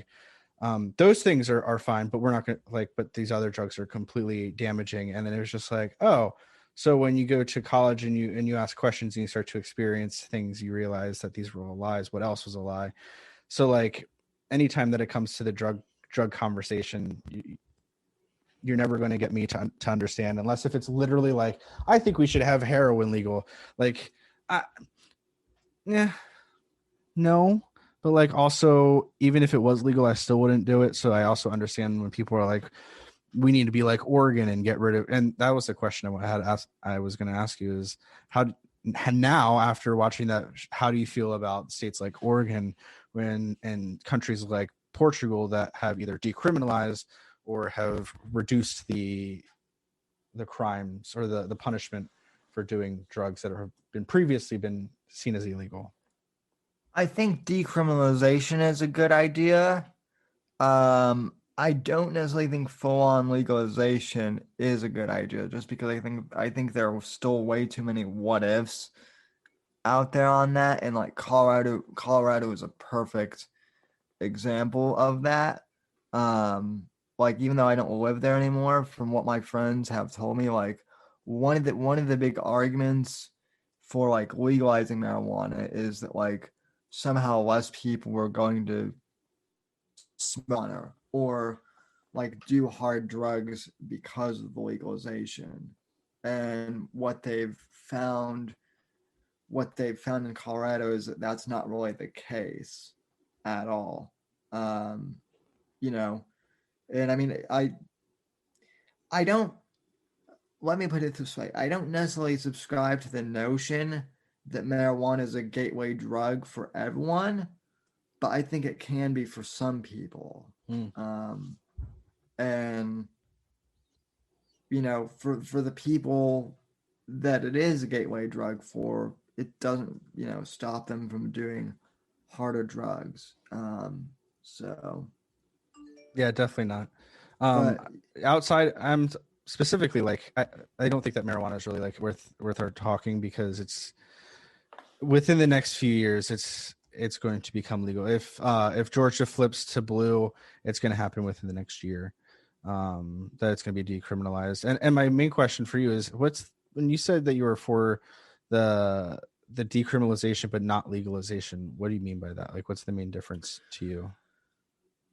well, in terms of like harder drugs, like I mean, even with because you talked about Colorado specifically. In Colorado, the only drug that they've made decriminalized or legalized is marijuana. But like, I was thinking more so like the harder drugs. After watching Narcos, you said that, you know, the war on drugs didn't do much, and in Oregon they voted to allow for this. You know, it's decriminalized to have small possession of, you know, hard drugs on your person. And I think the idea behind that is just trying to get people out of prison, because if we've noticed yeah, anything, people don't stop doing drugs because they're illegal. which I agree with that. I'm not sure if only legalizing that will stop the drug war though. That's what I'm saying. So what's the difference between the decriminalization and legalization to you? To me, like to me, decriminalizing just means that you won't get like penalized, you know, and like I'm still I am still like learning and kind of educating myself about this stuff. So I don't, I'm just, kind of one guy with an opinion on this. Mhm. So, but to Same. me, legalization is, to me, like decriminalization is what it sounds like, just like decriminalizing and helping, addicts like Get the get help they need. help. Yeah. You know, like to me, legalization would be like, okay, so in like in Colorado they have pot shops, right? And Mhm. so to me, like legalization, like in my mind, which I know this might sound retarded, but like I can't get behind the idea of like someone going into like a Coke store, that used to be like a Pier One Imports or something like that. And A men's like warehouse. that's what I actually like, kind of picture. But like they'll be setting up like legit storefronts for like, fucking meth, which, if they do like legalization, like I don't know. In my mind, that's what it becomes. And like, I'm not sure I'm in favor of that either. But like decriminalization for sure. So Yeah, I feel similar. Like, I definitely think that it should be decriminalized to the point where if somebody is dealing with an addiction and the ways in which we have determined that the best, because I know for like some hard drugs you can't go cold turkey. Even alcohol, if you have an extreme dependence to alcohol, you cannot cut cold turkey or else you will die. And so for people yeah. who are extremely addicted to drugs who will die if they aren't on them, need to have a space for them to actually take it and then like eventually get off, it. Obviously, if you're going Well, in and it's like, hey, I'm gonna shoot up heroin again, and it's like, no, like we want you off of this, but we're also not gonna like, it's almost like a fine line between forcing somebody to get off of drugs and trying to rehabilitate, which is the main question. Hey, I have to get water. And while I get water, I'm going to get a drink because it is 5 o'clock in 2 hours. And that is enough of an excuse for me to get alcohol. sure. I mean, I might as well grab a beer too. Well, I'm. Here, let me open up iTunes. I'll put some tunes on for my stream. We'll be back momentarily. I need to get a water because I've been talking too much comparative to literally, I think this is the most I've talked in the past, ever since the last time we've talked, to be honest, probably last year. I've had fun with this though. Dude, I know. And there's so many things that we need to talk about. And if Phil or Sean or is Apex Gamma, is that his name? Yeah. If they want to come on, they're more than welcome to. You can just send them that link. Okay. Yeah. I wasn't sure if and I mean we're doing this on Zoom too. So for the people in the chat. So, but Are you live somewhere? no, I'm not live right now. No? So Well, then, if anybody wants to join, ask Sam for the link. I would show it to you here, but I don't want to get Zoom bombed necessarily. All right, I'll be right back. yeah. No, that's not a good idea. All right, we'll be back.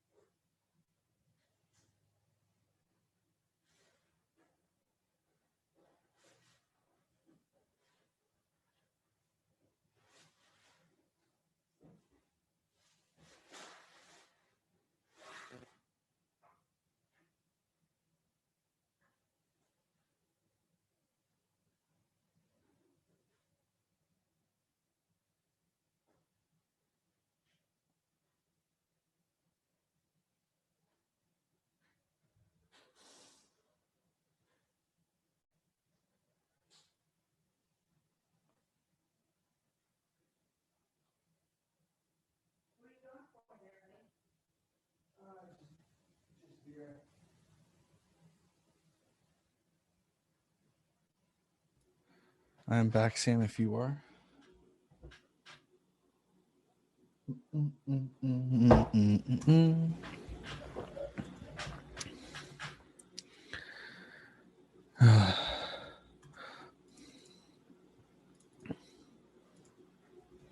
I don't know what I just did.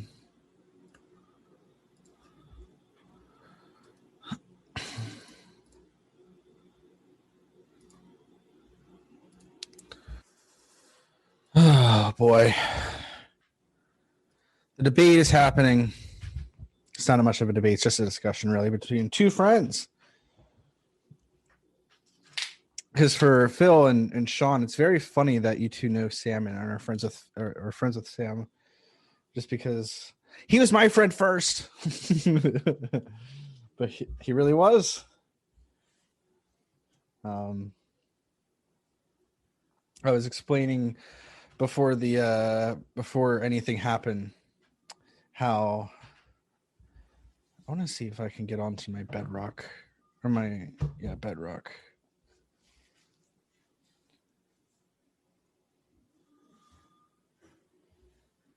Damn. Sorry,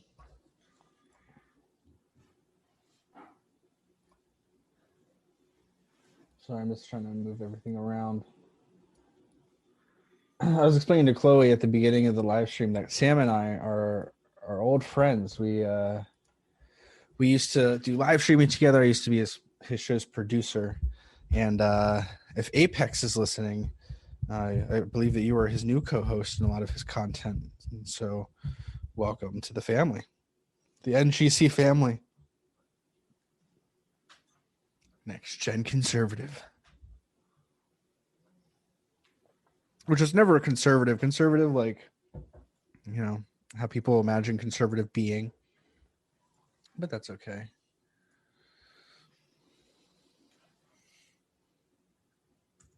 I'm interested in seeing what Sam is doing. Sam Richards is live streaming on Social 19. He's talking to some person.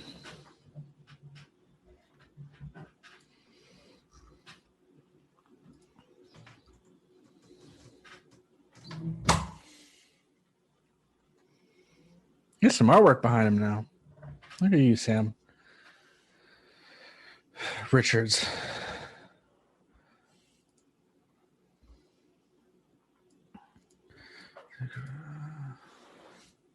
I kind of want to play League, but also, number one, I don't want to embarrass myself.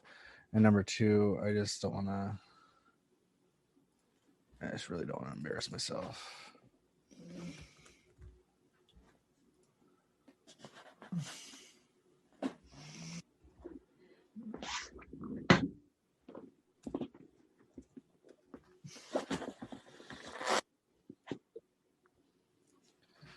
Oh, boy.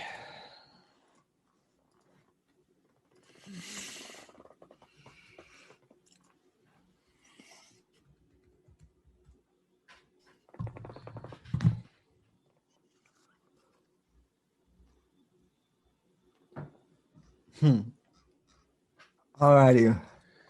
Welcome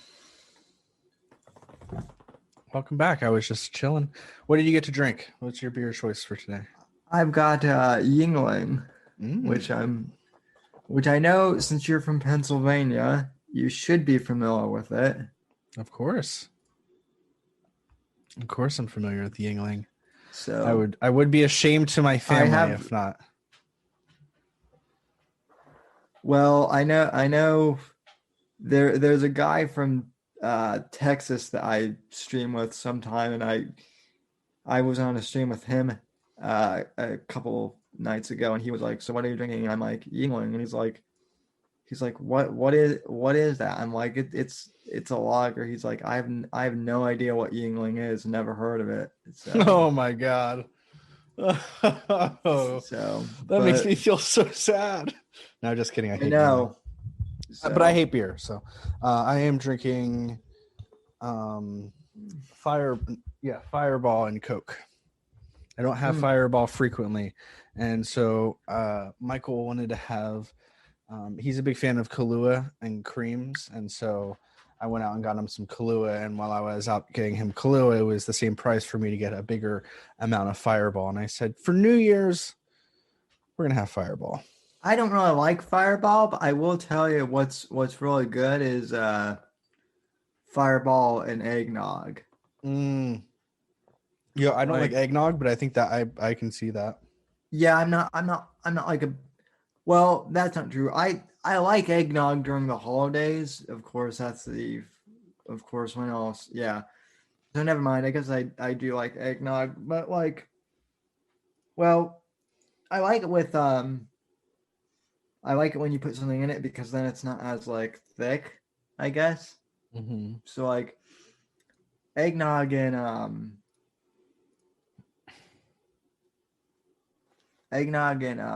fireball fireball is pretty good. Thanks for making me a mod on your Of channel, course. by the way. I think oh well, let me mute that.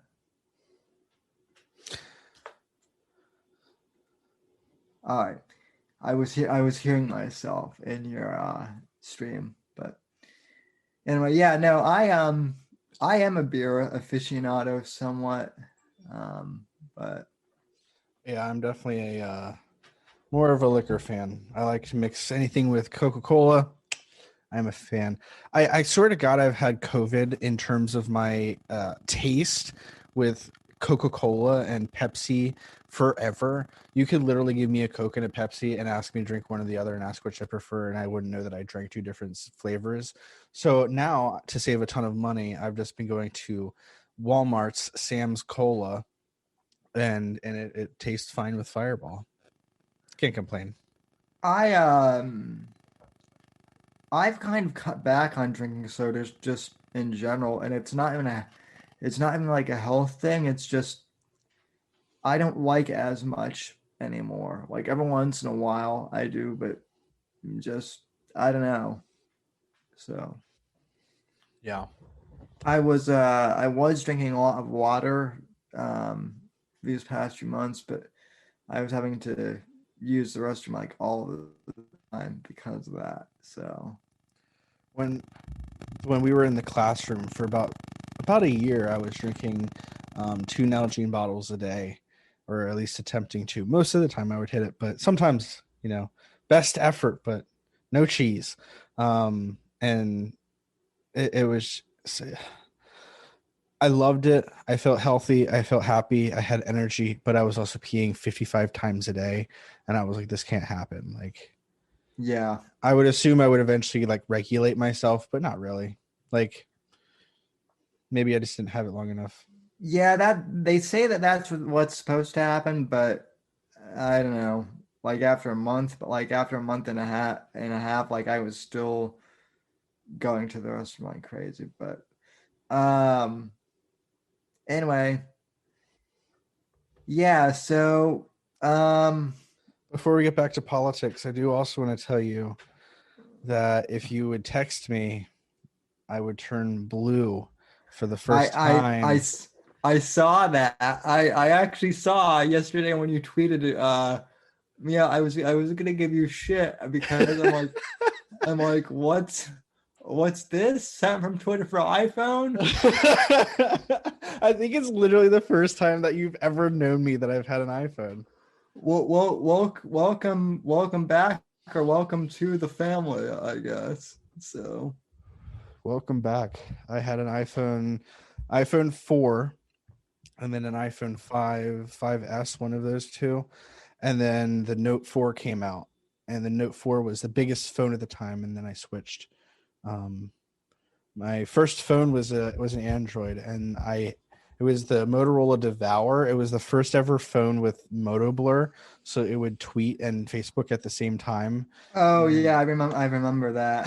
and it was a piece of garbage. It was supposed to be Motorola's like flagship phone, but it did so poorly that they just like canceled it. So like within 6 months of me having this phone that's on a 2-year contract, they stopped updating the phone entirely. like they switched operating systems to like bubblegum or something, and I was on Ugh. Gumdrop, and they just never, like, they were like, this phone doesn't get the newest update, Yeah. which is just a pain. So yeah, I mean that's the problem with Android is it's. I mean, I get what the okay, I get why people dislike iPhones, but at the same time, it's like say what you will about iOS, at least it's regulated, at least it's, at least they get like consistent updates. Like Android is all over the place, which if you're a geek and you're into that stuff, that's great. But if you just want like a dependable like working phone, then you know, that's not so great, I guess. Yeah, when the big things that I really liked about my Androids was, number one, I loved the Note. So I had the Note 4, and I actually kept that longer than my 2-year contract. That's the only phone I kept longer than my contract. Um, and then I had the S7 Edge for like the longest time, and then I guess it was just about 2 years since the Note 4 was the longest I've ever had. And then the Note 8 or 9 came out, and I got that. And that was the last one that had the headphone jack, and the newest Note didn't. And then they're discontinuing the Note series. And so I was like, well, the newest iPhone's bigger than my current phone. The newest iPhone has as much storage as my current phone. It doesn't have a headphone jack, but like I've always had Bluetooth. So like that's not really an issue. And when I was looking at everything, I was just like, and widgets.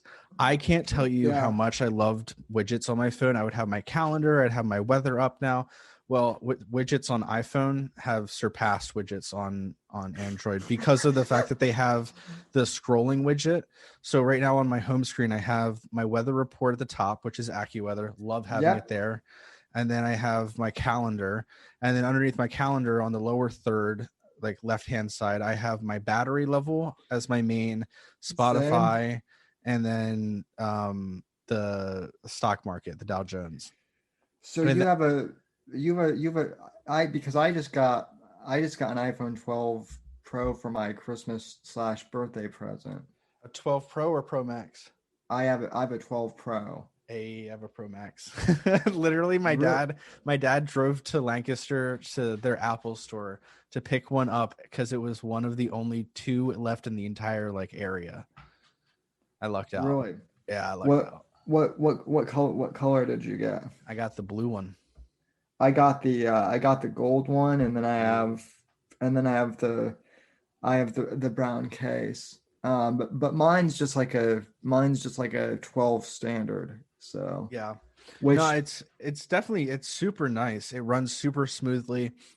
Um the only thing I hate is that YouTube isn't picture in picture. Every other app runs picture in picture. Like I watch HBO and yeah. I can make it the little screen, but YouTube just can't do it. And it's the only thing that I miss from my Android.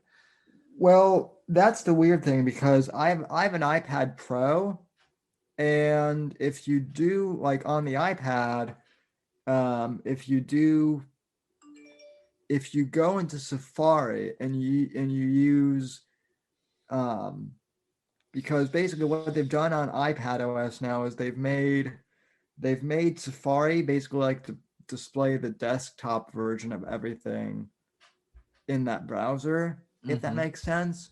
So if you go into YouTube, onto Safari, it will do like the desktop version of Safari, and you can do picture in picture that way on the iPad.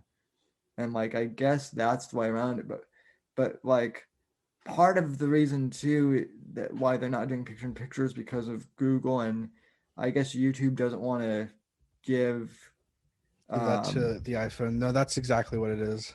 yeah. And then like I have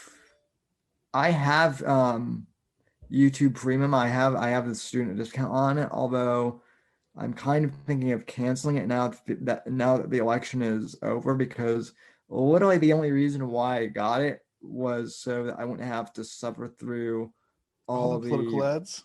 yeah all and Smart. And like I do use YouTube enough to where like background play is, is useful.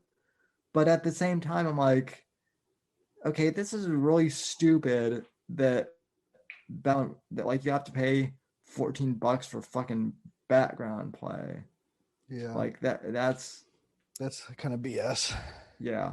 Um, I was going to ask you a stupid question, and then I realized how large Florida is and that you're nowhere near the northern coast. I was going to ask if you ever are getting accidentally identified as somebody in Georgia and getting any of their political ads, because on PKA, FPS Odd Kyle lives in Atlanta and he's talking about their it's political ads, and they are ruthless towards each other. Like, it oddly enough, that's not a stupid question though, because I for some reason like I live in Sarasota, which is not really close to Georgia, geographically, and yet we still got their ads on YouTube.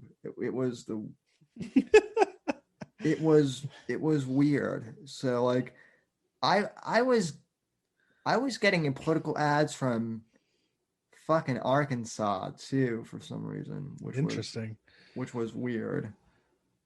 Hashtag pardon FPS Kyle.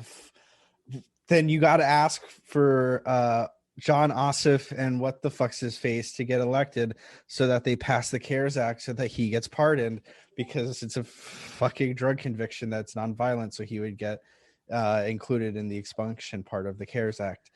Yeah. But yeah, pardon FPS Kyle. So speaking of podcasting, since we're kind of going down that hole with you mentioned Spotify. I'm curious to know. What do you think of Rogan going over to Spotify?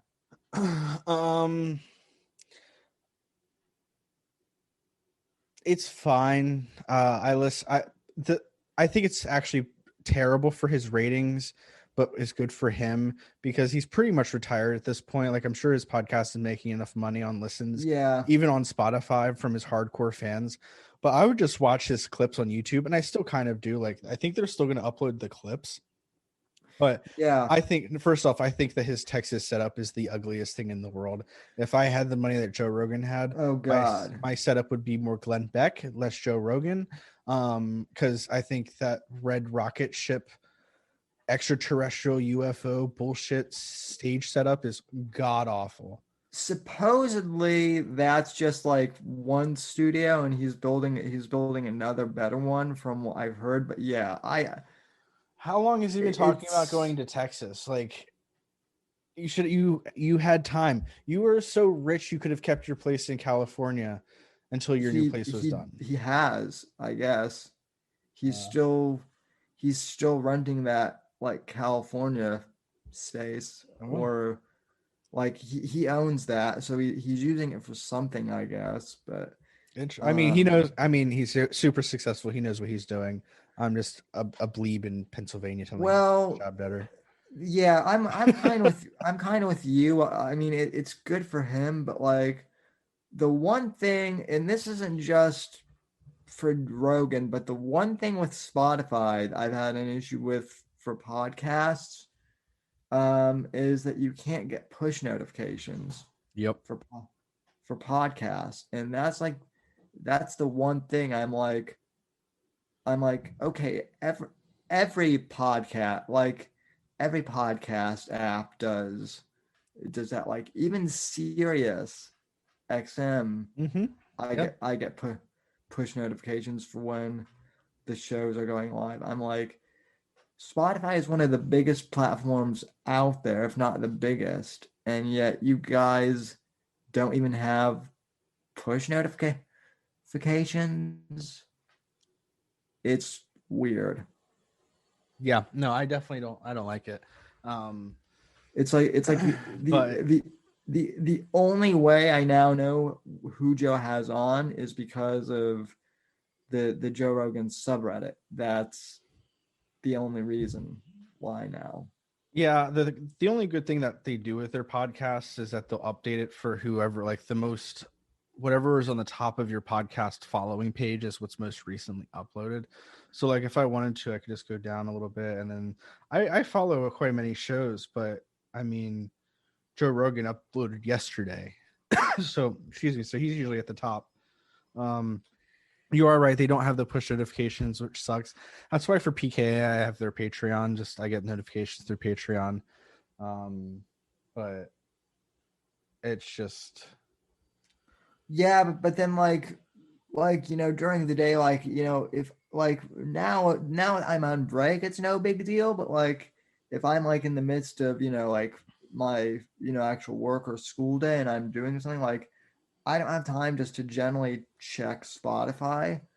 But like if I see the notification that like, oh, oh shit, Bill Burr is on, and it came on my notifications, then I'll check that, or right. That's what YouTube and did for me. yeah. So A long time ago, I listened to his episode with Brian Cox, and then I saw a clip of him in a second episode, and I was like, oh shit. And then so like I listened to that one only because it popped up. Sean said, disappointed that Rogan is letting Spotify censor the Milo, Gavin, Sargon, and Alex Jones. Absolutely awful. I believe, didn't he have Alex Jones on after his partnership started with Spotify? yeah, he did, and supposedly those things were due to file corruption. Which, speaking as someone who also has like 3 or 4 hour podcasts at a time, I can definitely tell you that does happen. But it is weird. But at the same time, it is weird that happened with those specific shows. So Hey, Spotify, if you're looking for anybody who doesn't fuck up file management, call me. I pay me a shit ton of money, and I promise you won't have that issue in the future. Literally, it's my like one of the job questionnaires that we put out to people is how is your sock drawer organized, and now the question is how is your desktop organized, because I have systems in place. I'd make sure that shit wouldn't happen, but it can happen, and you're correct with that. you need to come down and help me with my desktop. The old episodes are still gone. I wonder why. I wonder how they haven't been able to correct it. Spotify, that's unacceptable. If that's the reason why. Yeah. So, and if it is the censorship, then I mean the shit's not gone from the internet. It's fine. People don't necessarily go to Spotify to listen to the Joe Rogan podcast right now. I mean, they might have to in the future. I think the old episodes will still live online, like on YouTube and shit. I know that they'll be exclusive to Spotify in the future, but yeah, they were as of like December 11th, I think. it was in December that they started going exclusive. Yeah. So yeah, it's just I think it would have worked. It's just the push notifications and then a few other things with Spotify's interface for podcasts that's just a little weird. I don't know. But then again, my show is on Spotify. Yeah. So Yeah, and I think that it's really funny listening to people, especially in the online conservative sphere, talk about getting banned from specific places. And then they never talk about liberals who get banned because it's not necessarily a political thing. So Tim Pool was on Joe Rogan talking to somebody from Twitter on one of his episodes. I saw the clip not too long ago. Yeah, Jack Dorsey. Yeah, they were having a conversation. He was like, well, this person was banned after they said one thing. And it was like, actually, I'd have to look into the case, but most likely it's a multiple step causation of why this person got banned. Like if you're gonna say on your Twitter account that I refuse to call trans people by the identity in which they want to identify as, you're not going to get banned. But if your last 50 tweets are I hate trans people or I hate you at random trans person, then it's kind of a targeted hate message towards an individual for a thing in which they are in the United States, or at least on Twitter, are a protected class for. So well, that's probably why they were banned, not because they have a controversial point, more so they're just going after people. So going back to Owen Benjamin and that whole crate. Mm-hmm. So okay, so so the thing that drove me crazy about Owen was he was like, when he was trying to LARP on the conservative sphere for a while, he was like claiming to be this banned, free speech warrior, right? That like all he wanted to do was stand up for free speech and tell the truth and all that, right? Right. Well, so his whole thing was he was a guy who loved to say the N word on Twitter, and it was like his favorite thing, like just to throw out there, and even like Joe Rogan pointed this out to him like early on, like even Joe was like, dude, why do you have to do that? Like, why do you just tweet crazy stuff? So he kept doing that, and then when when Sandy Hook no, Oh not shit. Sandy Hook, but when No. but then when Parkland happened, yeah, that's the right one. Geez, that's sad, isn't it? Which one of the American school shootings in the past decade? Yeah, I know that's fucking sad that we get them confused now. But no, when Parkland happened, Owen went on this whole thing too. He's like, he was tweeting out like David Hogg and David Hogg's pubic hair or something like that, and then that was what got him banned from. That was what got him banned from Twitter, and he was like claiming that he was like speaking out against David Hogg and like wanting to suppress the Second Amendment or whatever. But then I was like pointing out, I'm like, no, I'm pretty sure it's because you were tweeting about like a 17-year-old's pubic hair or whatever. Mm. So Yeah, I mean, so my dad and I have this conversation quite a bit about social media and terms of service, because the ideal is that websites like Facebook and Twitter would not be responsible for the content on their website. However, what happens on even websites like 4chan, people will post things that are illegal, i.e., drugs, illicit pictures of underage people, etc. And that shit can't, that's Facebook can't have that on their website. right, So they've made terms of service so that they kind of regulate what can and can't be posted more or less. And I think that's fine. My dad has a huge issue with it because he's like, they want to be a newspaper and have protections under the law, but also they don't want to claim responsibility for left-wing stuff, but want to claim responsibility for deleting right-wing stuff. And I'm thinking, no. I mean, the things that I find, I follow a lot of meme things on Instagram, and Instagram's connected to Facebook, obviously, and they have the same sort of fact-based stuff. And I follow Fake News Network, which is just obviously a parody account. Hell, it's called Fake News Network. And they put like, false claims on all of their content. And it's like, no shit. But like, right, yeah. Well, and see, like that's when Facebook gets a little absurd, is when they're doing that shit. and that is correct. The illegal activities are not protected speech.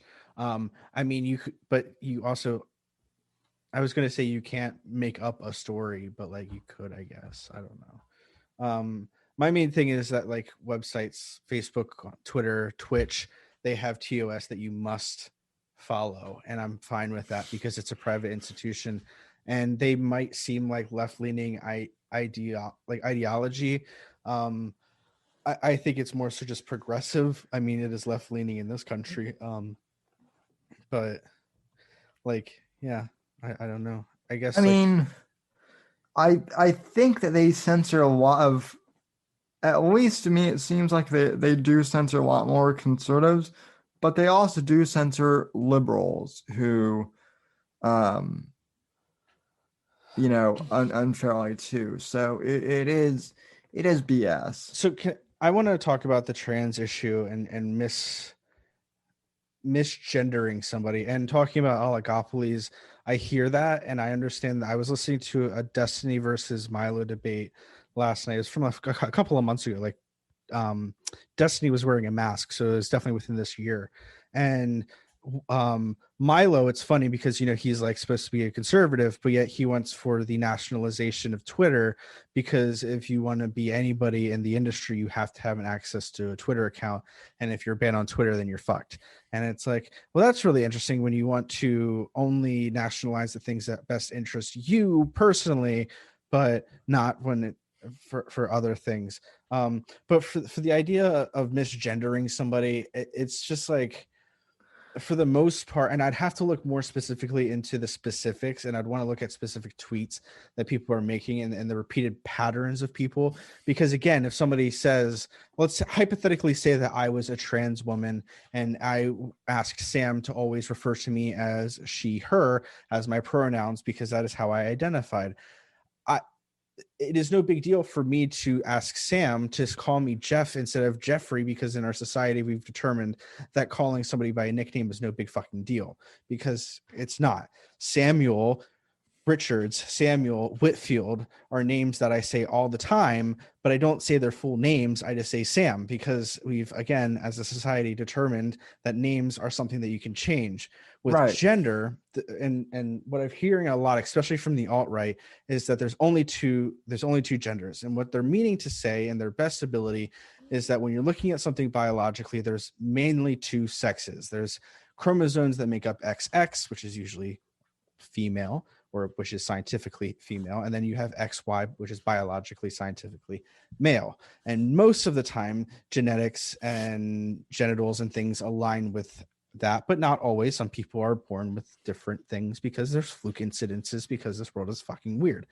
But if a person is going throughout life and they identify as a male because they have a penis, but they're sterile, are they any less of a man than somebody who isn't sterile? In society, we wouldn't say so. I wouldn't look at that person and instantly know that they're not sterile because their skin is a bleach-ish color, because that's what happens when you're sterile. No, that's not what happens. So I don't sociologically look at that person as less of a male. So even though that they're sterile, and they don't fit the biological reproductive things of a particular or a stereotypical male. So then that's biology, sexual organs, chromosomes. And by the way, there's more than just X and Y and X, and there's more than just when there's three. There are sometimes people who have one chromosome, which is another sex. So even the basic idea that there's only two sexes is scientifically inaccurate. There's more than two sexes. It's just there's mostly two sexes. There's male and female. But when we're going throughout society, we don't talk to people as if they're sex. Most of the time, sex and gender line up. But the whole idea of trans and the ability to transform or transition into a different gender is because gender is a sociological idea of what makes up a person. So for instance, a person who is extremely strong, who has a hard labor job from 8 a.m. till 8 p.m., who doesn't shave their armpits, and who rides a motorcycle, most of us would think is a man, but I could have been identifying a woman, because all of those characteristics could be identified as a woman, but we don't imagine it. So we've put things into the category of this is a masculine thing, this is a feminine thing. Feminine things, girls wear pink, girls wear makeup, girls want to not work in the workforce, they want to stay at home, whereas men are strong, they don't show their emotions, they do all of these things. That's what a man is like. And they can drink alcohol, they can smoke cigars, and Jesus is okay with that. I'm not really sure what you said. You have a question for me, and I'm not hearing a question yet. So I'm just rambling at this point from something that Sean said about misgendering somebody. My point is, with the alt-right, and I'm not calling Sean the alt-right, but what I see a lot is that there's no differentiation between what a gender is and what sex is. So they say, well, I can't misgender somebody because I see that person as the sex that they were born as, which is what I'm translating it for them to the appropriate language. And I understand and I see that, but really what you're doing is you're being an asshole. Because again, as a society, we've agreed that you can call somebody a different name, but for some reason you have something weird about calling somebody a different gender because you're uncomfortable with it, when it's all the same shit. It's just a societal makeup of it. And so misgendering somebody on Twitter shouldn't be an offense that gets somebody banned. But again, if you're being an asshole towards a trans person, you're saying, I don't believe that you exist. I don't agree with this. I don't agree with that. And you're specifically going after somebody with whom a website has said that is against your terms of service, to blatantly go after somebody based on their gender identity, then fuck you. That's what a private institution has the right to do. And if you think it should be nationalized, then you're not a conservative all. You're more in line with the fascists than you think, and I'm more in line with the socialists than I think. So, yay. Okay, so my whole take on the trans thing is, Yeah, and you definitely can change your name you can definitely change your gender, because your gender has nothing to do with your biology. It has nothing to do with your sexual organs. It is just the way in which you present yourself to the world. If you have a person who is extremely good in makeup, who has consistently tried to make themselves seem as though the gender they identify as internally, you are never going to see that person once they get quote unquote trans passing, or straight passing, it is called in the gay community. It is one thing for them to be accepted into our society, but that doesn't mean that all trans people have to be accepted into our society in the same way. So like, you can change your gender because it's sociological. It's just, what is our society going to allow? That's the question. so here's my whole thing on the trans thing. If you identify as a man, great, good for you. If you identify as a woman, great, good for you. Best of luck to you. I don't really give a crap, like, either way. You do you, kind of is my thing. I think I can't speak for every conservative, but at least I think from people kind of more like my, who think more like I do, I don't have an issue with trans people. What I do have an issue with is,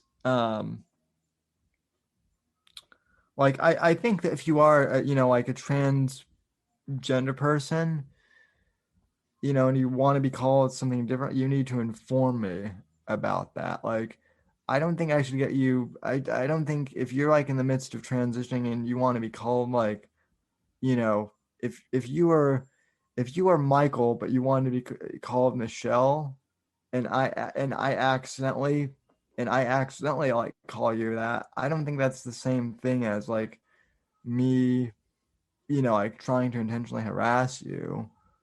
Like, Yeah, no, I especially totally agree with that. Like, if hypothetically if I was transitioning and I was identifying as she, her, or they, them, and you accidentally said, I don't know, I'll ask him what he thinks, I, as a person who is trans, should not and would not expect you, as a person who's known me for years, to instantly get into my shoes and instantly think about how I've been feeling and processing my identity. And but that's because you're rational and sane, and a lot of correct. and a lot of people are. So this is my big issue. It's like I don't care if you're gay, straight, whatever. Like, if you want to do you, have at it. Be, like, what makes you happy is fine. What I do have an issue with, though, is it seems like a lot of this, and I don't mean this to sound like an asshole, but it kind of seems like being transgender is like a new trendy thing to do now. Like, all these Hollywood celebrities are coming out, like Ellen Page wants to be called Ellen Page now. Okay, I have no problem with that inherently, but it kind of seemed like, it all took off because of Bruce Jenner, and wanting to be called Caitlyn, and Yeah, that's just what happens what whenever there's a what spotlight like on something that's national news. You're going to have people who are going to be put into the limelight, and if one person is trans, then it's going to be like, holy shit, I actually know somebody who's trans. And then any other person that you know who is trans is going to be like, is it because of them? Is it because of this? Is it because of that? I don't think that because there's more trans visibility, that means there's more trans people. I think there's just more trans visibility, and there's less stigma around what it means to be trans, so that more people are going to be comfortable. Like that's why in the gay community, there is a thing in the gay community of being bi eraser. So like erasing the identity of bisexual. People are like, you have to be gay or straight, and that exists in our own community. And I'm like, fuck off. Like you don't have yeah. to be one or the other.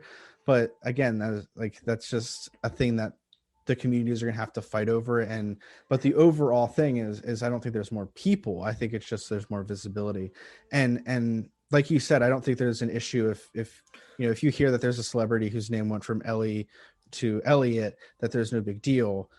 It's just how we treat one another. And I don't think you have to I agree or even identify with the political party that supports one person or another. Where my boyfriend is from is in the middle of bumfuck nowhere, which I found out is also the appropriate phrase is bumfuck Egypt, which I've never heard before until recently. I've never heard of that either. Yeah, supposedly that's supposed to be bumfuck nowhere. Anyway, he lives in the middle of nowhere, and there's a person who's trans who works at the store that we go to sometimes, and they've never been assaulted because no one cares. Although it's a super conservative area, just no one cares. And that's the bottom line. We just shouldn't care. And to go back to the keyword of society, society as a whole, as people become more accepting of one another, our society is just going to gradually be more, it's just going to always be turning more accepting. We get rid of slavery. We see people more as equals. That we have Jim Crow, which is the same thing as slavery, just legal but we call them free. And then we have positions in power now that we can put on the necks of the black people instead of slavery on the black people. And then after we position ourselves at later points, we're going to put our society at the high end where we segregate everybody. But as people become more and more connected as class rather than race, we are going to be seeing each other as equals, and more acceptance happens and progress will happen socially. So even though you don't think that our society is your society, it is. It's just you don't agree with the society that you live in. That doesn't mean that it's not the society that you're in. Yeah, My Phil brings. perspective of being an asshole is different from somebody else's. I mean, yeah, that's because calling somebody an asshole is a descriptive upon the person who's saying the words "you're an asshole." Yeah, that's true. Well, I can just let me just say that I think Phil is objectively an asshole. So, and he will. And I'm very happy that Phil is here because I don't know why I unfollowed you. I got mad at you for something, and I'm very very quick to the unfollow button on Twitter because I try and keep that shit under 100. So don't take it personally. I'll probably follow you back. Because it's not because I don't want to see your content. I was just mad at you, and I'm Come selfish. on, give Phil a kiss and make up. So, Oh my god, that was maybe the gay cooties. You know what's crazy is that Phil and Sean are your friends, and they've I don't even know. I know who Sean is. I don't think I've actually ever seen Phil. Maybe I have, and I've not Yeah, known. you were the one who introduced me to them both initially. I mean, through Twitter, right?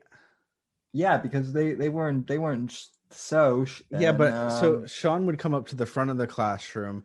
I think I know who Phil is, but like, if he would show me a picture of another fucking person on this planet, I'd be like, "That's Phil." Oh, okay. Like I have no idea who he is. But it's just so funny to me that they're your friends and you met them through me, and it's just such a weird world that we live in. From a friendship we started. God, was that 7 years ago? Yeah, remember when I think maybe it was 7 years because when you and I first met, I was still living out in Colorado. No, it was right after you moved. I remember it was right after you moved, and I think we were both freshmen or sophomores in college. Yeah, yeah, Yeah, I think we were both freshmen. So that was the old FNG days. God, JFN. JFN, not FNG. JFN. FNG was a different gaming podcast. Yeah, that Yeah, was JFN back on Spreaker. And the best thing that ever came of that was our website with the copyright 2015, except for Caden Calgary fans. Or whatever the fuck it said on the bottom of our website.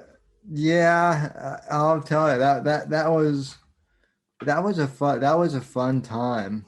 So If Phil and Sean don't know who Caden is and you need a good laugh, look up Obama is making kids gay. It's the funniest shit in the world. Caden. Is he still alive? Yeah, well, and Caden has actually like he's kind of like semi-retired, and then he's kind of come back, but like he's a lot more chilled out than he was. So I actually like chatted with him like on Messenger or something, and he's like way more chilled out now. What do It's you mean by that? By that? like he was like, yeah, he was like, yeah, I just, I said some stupid shit when I was a kid.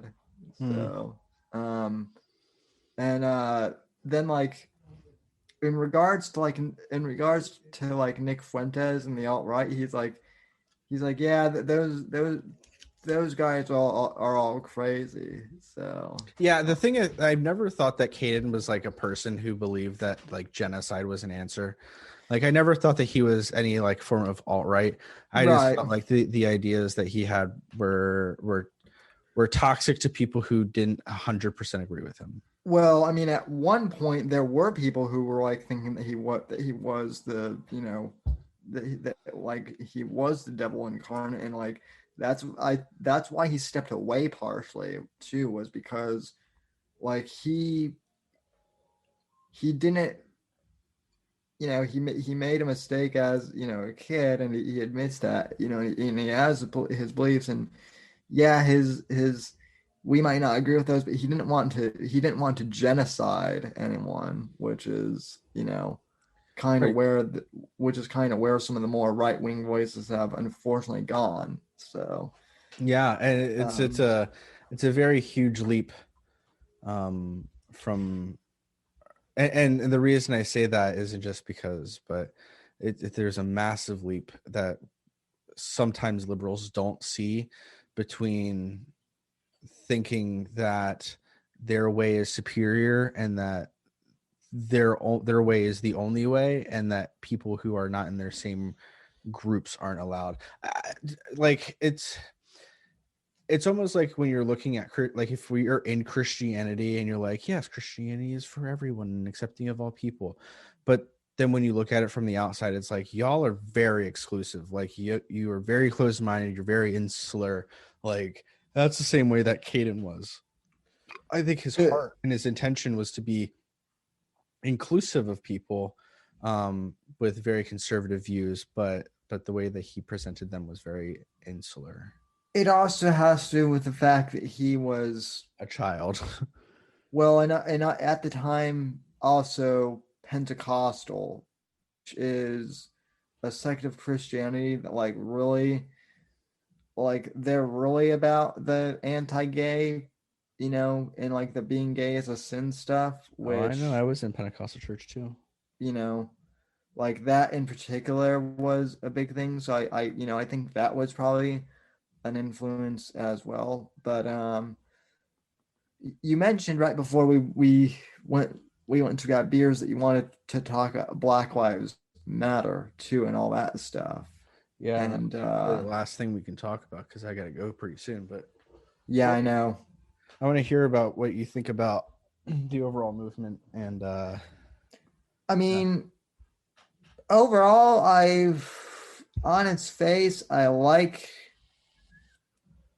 the idea of, you know, what it stands for, but I think, hey, let me put it this way. I I think the initial idea was good, but I think there were a lot of radical leftists that subverted it and turned it into a radical thing. And then the media, because they always do this on both sides, really amplified the more radical parts of Oh yeah. um parts of like so you asked me earlier about the whole defund the police thing, and I think that's stupid. Um, Obviously, I think, you know, it is pretty clear that there are police officers that, you know, do take the law into their own hands, and that shouldn't be, and maybe go a little too far. But that doesn't mean that every cop is, you know, going on killing black people. You know, like I'm pretty sure if that were the case, we would be, you know, hearing about it a lot more. Yeah. Um, so you know, like I think Black Lives Matter started off with good intentions. I think the whole thing with defund the police, and like I even know like a couple of like more radical voices are wanting to like are wanting to kind of resegregate and like have black only neighborhoods and black only dorms and, you know, like whatnot, supposedly to like fight racial inequality, which I don't understand how that helps. It's almost, to me it sounds almost like they want to preserve like some form of their heritage and like really have the space provided to do that. So having people who are African American living together and they're able to talk about their history, and maybe while they're in college they take a sociology class that allows them to take a 23andMe, and then they're able to discover what their actual African heritage is, because if you're African American there's no way of you knowing if you were from one part of the Ivory Coast or another. You know, there's no, you had no indication after two generations of slaves. And since slaves died every couple of years, since it was very cheap in, well, I guess not in the United States, that was more so South America, but you know, just that heritage didn't hold on. I understand that. And I also would agree that I agree with Black Lives Matter and Antifa in their names. I think that Black lives very much do matter. I believe that it's important to uphold the fact that Black lives matter, because it isn't something that we've talked about in our country. I For the I longest time, we had everything from cartoons to every type of media consumption depicting either Black people as side characters, support characters. Um, Tom and Jerry had Black characters who just never had faces. There was massive segregation and all of these things that then we now joke about, like Black people can't swim. Well, why don't Black people swim? Well, it's because when segregation was over and we had to start allowing people to go into Black public swimming pools, Black people would be poured on, or there'd be bleach poured in the pools so that Black people would have to get out. Because you know that's kind of toxic if you wouldn't, you know, if you accidentally drink some of the pool water, and so Black people wouldn't go to the pools because they'd be discriminated against when they were there. So of course Black people don't know how to fucking swim, because it was a life or death thing. So I think that it's important that we uphold Black voices and we talk about how Black lives matter.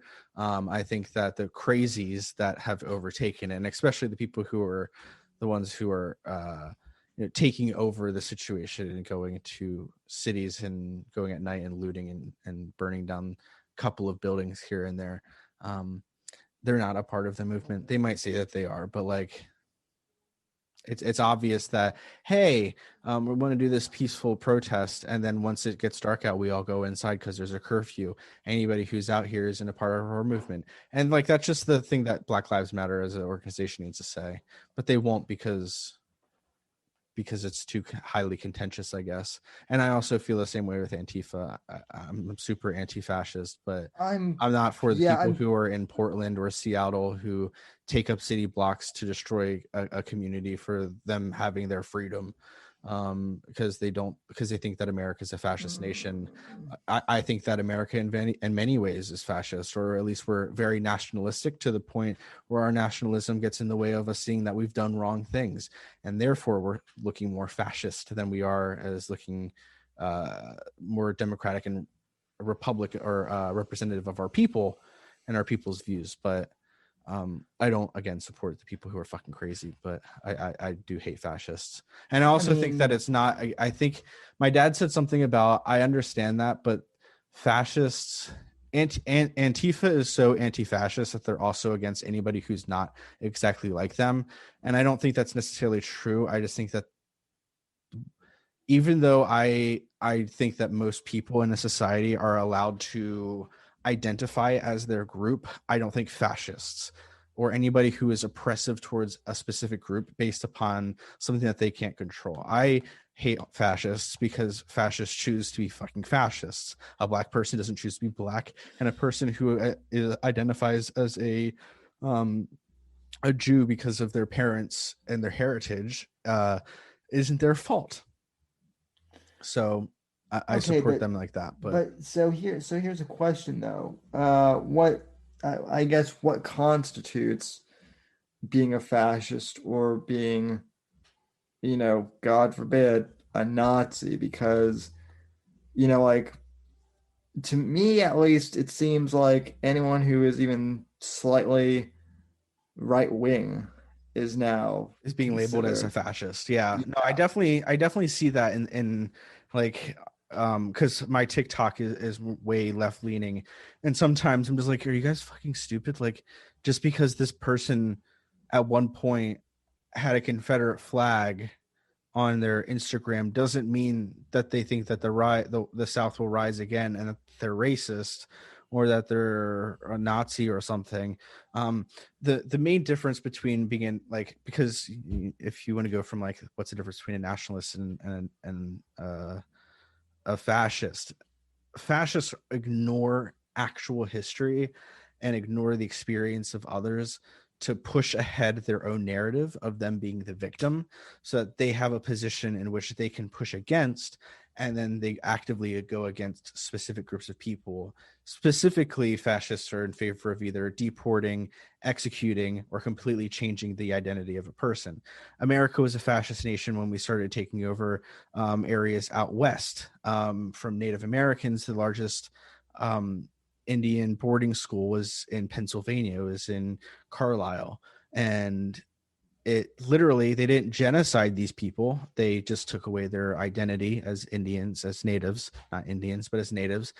They took away their use of language. They cut their hair, which was spiritual to them. They moved them from one state to another that they had no connection to. And so that is a way in which fascists are able to, in the non-executional way, is able to do that. After World War II, America was a partly fascist nation when we decided to round up Asian Americans because they were Asian Americans and we were fearful of them being Japanese spies. And it just is a continuous cycle. We did the same thing in South America to anybody who is any bit accustomed to or accepting of communism. We just executed them because fuck them. And that's also a form of fascism. When you ignore the ideas and the existence of other people, and even if you look at what America did throughout its history and you're like, I still love my country, because I do.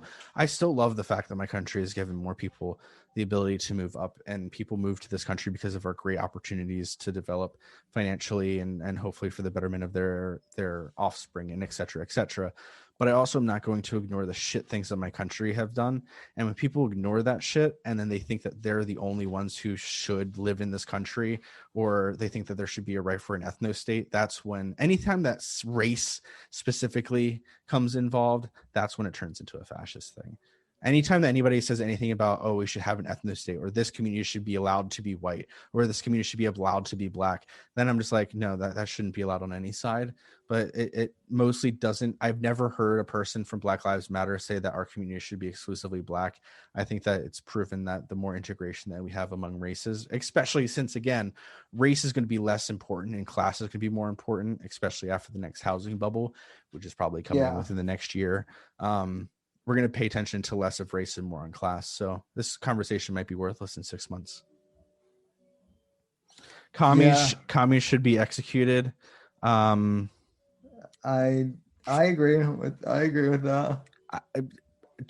Would either of you want to explain why commies should be executed? Well, I mean, I think Phil is partially trolling, but I mean, communism is kind of fascism if you think about it in a weird way, since the government controls everything. Yeah, I'm not a big fan of the government controlling. I think that's why more people are identifying, especially young people are identifying more as socialists, because socialist is less of an importance of the power of our government, and more it's important of especially when working, it's about the people's power over corporations, not the government, because they are the devil. Well, I mean, yes, you're trolling, but I mean, if there was an actual reason in which you would say the reason I think commies should be executed in the same way that in video games, of course, the same way that they should be, that I'm saying that I don't like fascists, and you could prove that how there's extensive years of genocide and exclusion and things, and then I would like to agree with that. I just have to look into the specifics. And I watched the video of you, and I don't remember if it was Phil or Apex or somebody, you were talking about China. Oh, it was Apex then. He's kind of a China expert. It was very interesting, your conspiracy about your Alex Jones level conspiracy of disabling the countries and the world. And I'm not gonna lie, when I listened to you say that, I was like, that's so stupid. But I've 100% had the same thoughts before. I was like, if the Chinese really wanted to fuck us up, like, this is totally a way that they could have done it. Like, and I'm not even saying that the Chinese people themselves would do that. I'm saying, no, never. It's always the government, because their government speaks for their people. Supposedly. I mean, let me rephrase that. The people don't get representation when their government is speaking, but the government is speaking for the people. I mean, dude, I get someone accused me of being racist against, Chinese after that. Like, I get acupuncture from a Chinese, doctor, like, who lived through Mao's, regime as a child, and, lost family members because of that. So yeah. So I do have to get off, but I would like to say, just with this whole, whatever is the most exclusive is what I'm most likely going to try and get rid of. Whenever there's a group of people who say that they're the only way, then I like to get rid of them, because if you're the only way, you're most likely not the only way. Most of the time you're part of a cult. Looking at you, religion, looking at you, Scientology specifically. Since they can't ask questions. And Sam, I'm not even shitting you. As soon as I'm able to go down and learn how to fly in Lake Wales, I'm coming over to your place, and then I'm going directly to Clearwater, because I just need to see this shit, and I need to take pictures, and I need to be an official suppressive person. Yeah. Also, I don't agree that they should be called a church, by the way. And Scientology, yeah, no, they shouldn't be. So, but again, that's why you should dig into Owen's cult. If you think Scientology is, you should dig into Bearism or whatever. Where can I find him? Because I'm sure he's banned on everything, right? He's on D Live, and then, like I told you, the D Live is like a Twitch, YouTube live streaming thing. It's D Live. I'll look it up. yeah, D Live TV. It's weird. So like PewDiePie started it or something. I don't know, but China works economically because they have more people living off slave labor than U.S. people. Yeah, I have a huge issue with a lot of the ways that China treats their people. As an American, I can't do anything about it, but I do have a problem with the 3 million, 6 million, 10 million, whatever Muslims that are in camps. I hate that as much as I hate that we have people in our camps in south part of our country, along the border. So I think they're both atrocious and they both need to be changed. No exceptions. And they do work economically because of their low wages. They also are communist or whatever, so they don't really have to worry about their bills. But again, it's not perfect. There's no society that's going to be perfect. I think ours is better, much more than China's, but I also don't think that China is this huge bad boogeyman. I think that they're very smart and they have a fuck ton of people, and they were able to exploit their own resources and our capitalist nature of having everything. And they decided that, hey, in agreement to us making all of the shit that you're going to have from like the 50s on, we're going to take all of your like intellectual property. And that's why China's taken everything, because they do everything. Like, it's not a fucking surprise that the Chinese are taking over the world. It's just not. We've literally been giving them the key, like literally all of the ingredients. Hey, here's how you make really smart phones. Okay, well, we're definitely not going to give that to our own scientists and our own technicians to find out how you did that and to make it better and more cost efficient. We're definitely not going to do it, by the way. Like, America shot themselves in the foot because we're such capitalists. We decided that's more important for us to have cheaper labor in foreign nations so that smaller groups of people end up getting more money, and trickle down economics is definitely going to work, except if you don't tax the people who are at the top, because then they're just going to hoard onto the money. It becomes a dam instead of a waterfall. That's what always happens with money accumulation. So yeah, China definitely works because they aren't people, individuals are not connected to turning a profit. They were looking at turning the world on its head, because the United States was in the driver's seat, and they decided long before, but they've decided to kind of keep to themselves, and then they took advantage of the United States' greed, and we continue to shoot ourselves in the foot. And then, since we're rewriting and repainting our history, we're just allowing history to repeat ourselves. Literally, the housing bubble is about to collapse. Like, every economist in the United States that talks about this shit, they're just like, in the next few years, like, the housing bubble, we're just going to have another housing crisis. There's going to be another recession. oh yeah, especially now with COVID and the rest of it. Who knows what this COVID is going to do? It's already done us in economically, and I don't see it getting much better. So yeah, I'm just hoping, again, by the summer or fall, I hope it's done. I'm gonna go to a Penn State game before I leave this town forever. yeah, me too. Well, I want to go to a sporting event here at USF. Mm-hmm. So before I leave. So. And maybe when we're adults and have money, then maybe we can maybe you can come up to Pennsylvania. You were just on I remember you were just on a trip. I think it was to DC not too long ago. Maybe it was a year or two ago now. Like a year and a half ago, maybe. Oh, that was to Memphis. Memphis, that was it. Yeah, because it was a long ass trip. I would meet you in Memphis. Well, maybe I guess we should avoid Tennessee right now, since he was a suicide bomber. Which, by the way, our media is not calling a suicide bomber because he was white. No, well, I'm calling him that. I'm calling him that. Fuck him. He's a suicide bomber. He's a terrorist. Fuck that guy. I have no sympathy for him, Ted Bundy, any of those shits.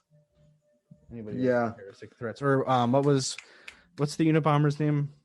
Ted Kaczynski. Thank you. Yeah, fuck them. But, all right, closing thoughts.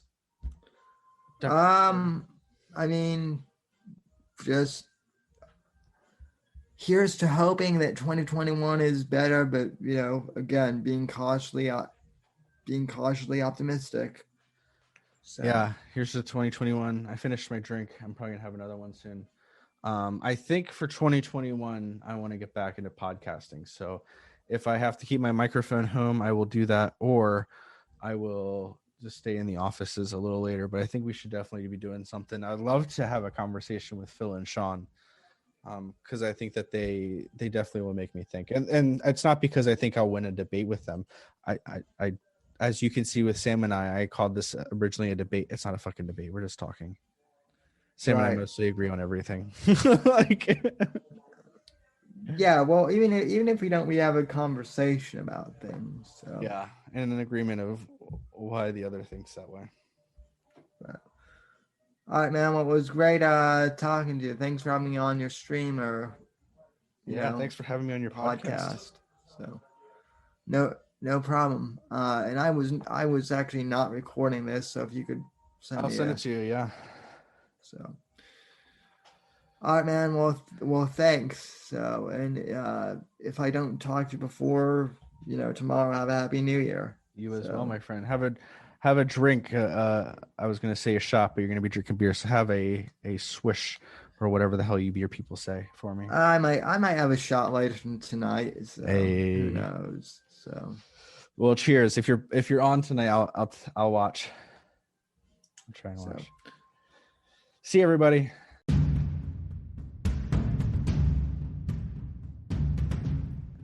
All right, folks, and that will do it for the final podcast of 2020, and that will do it for 2020 as well here.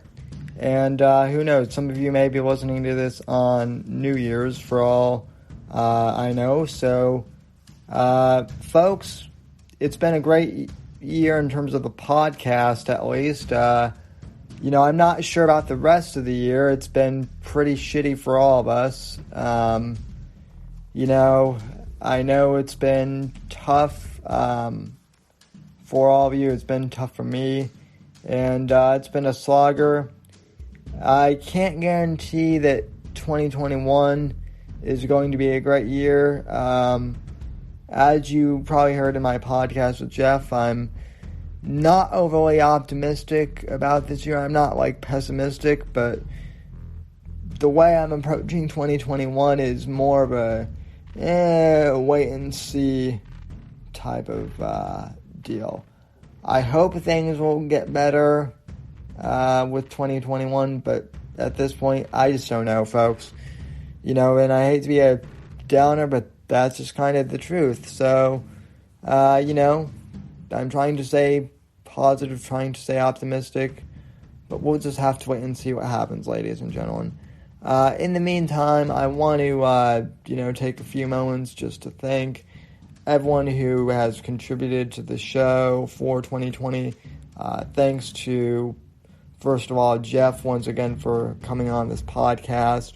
Thanks to Apex Gamma for co-hosting the show with me every Saturday night. He's been phenomenal and tremendous, and I really do appreciate his help in helping me make the show what it is. Semper Reloaded, always great talking to him. Scorpio doing the Hug Box is just, great, and I recommend that you subscribe to him. Ray Eaton, who, although I haven't had on the podcast yet, I know that in terms of the actual audio podcast, he's been a big help in helping me promote it. And he has his own podcast, Eye on the Empire, previously titled Eye on 2020, and, who knows? With everything going on, this may be the sequel, Eye on 2021, who knows? But anyway, big thanks to him as well. And thanks to all of you who have donated and, contributed to the show and helping to make it better, either financially or, just by sharing the podcast, spreading the word with your friends. I really appreciate it. It really does help out. And folks, I will be back with new episodes of the Whitfield Report in 2020. Until then, God bless, God save this great nation, God, freedom, legacy in that order, and have a happy new year, folks. Until next time, God bless, and God save this great nation.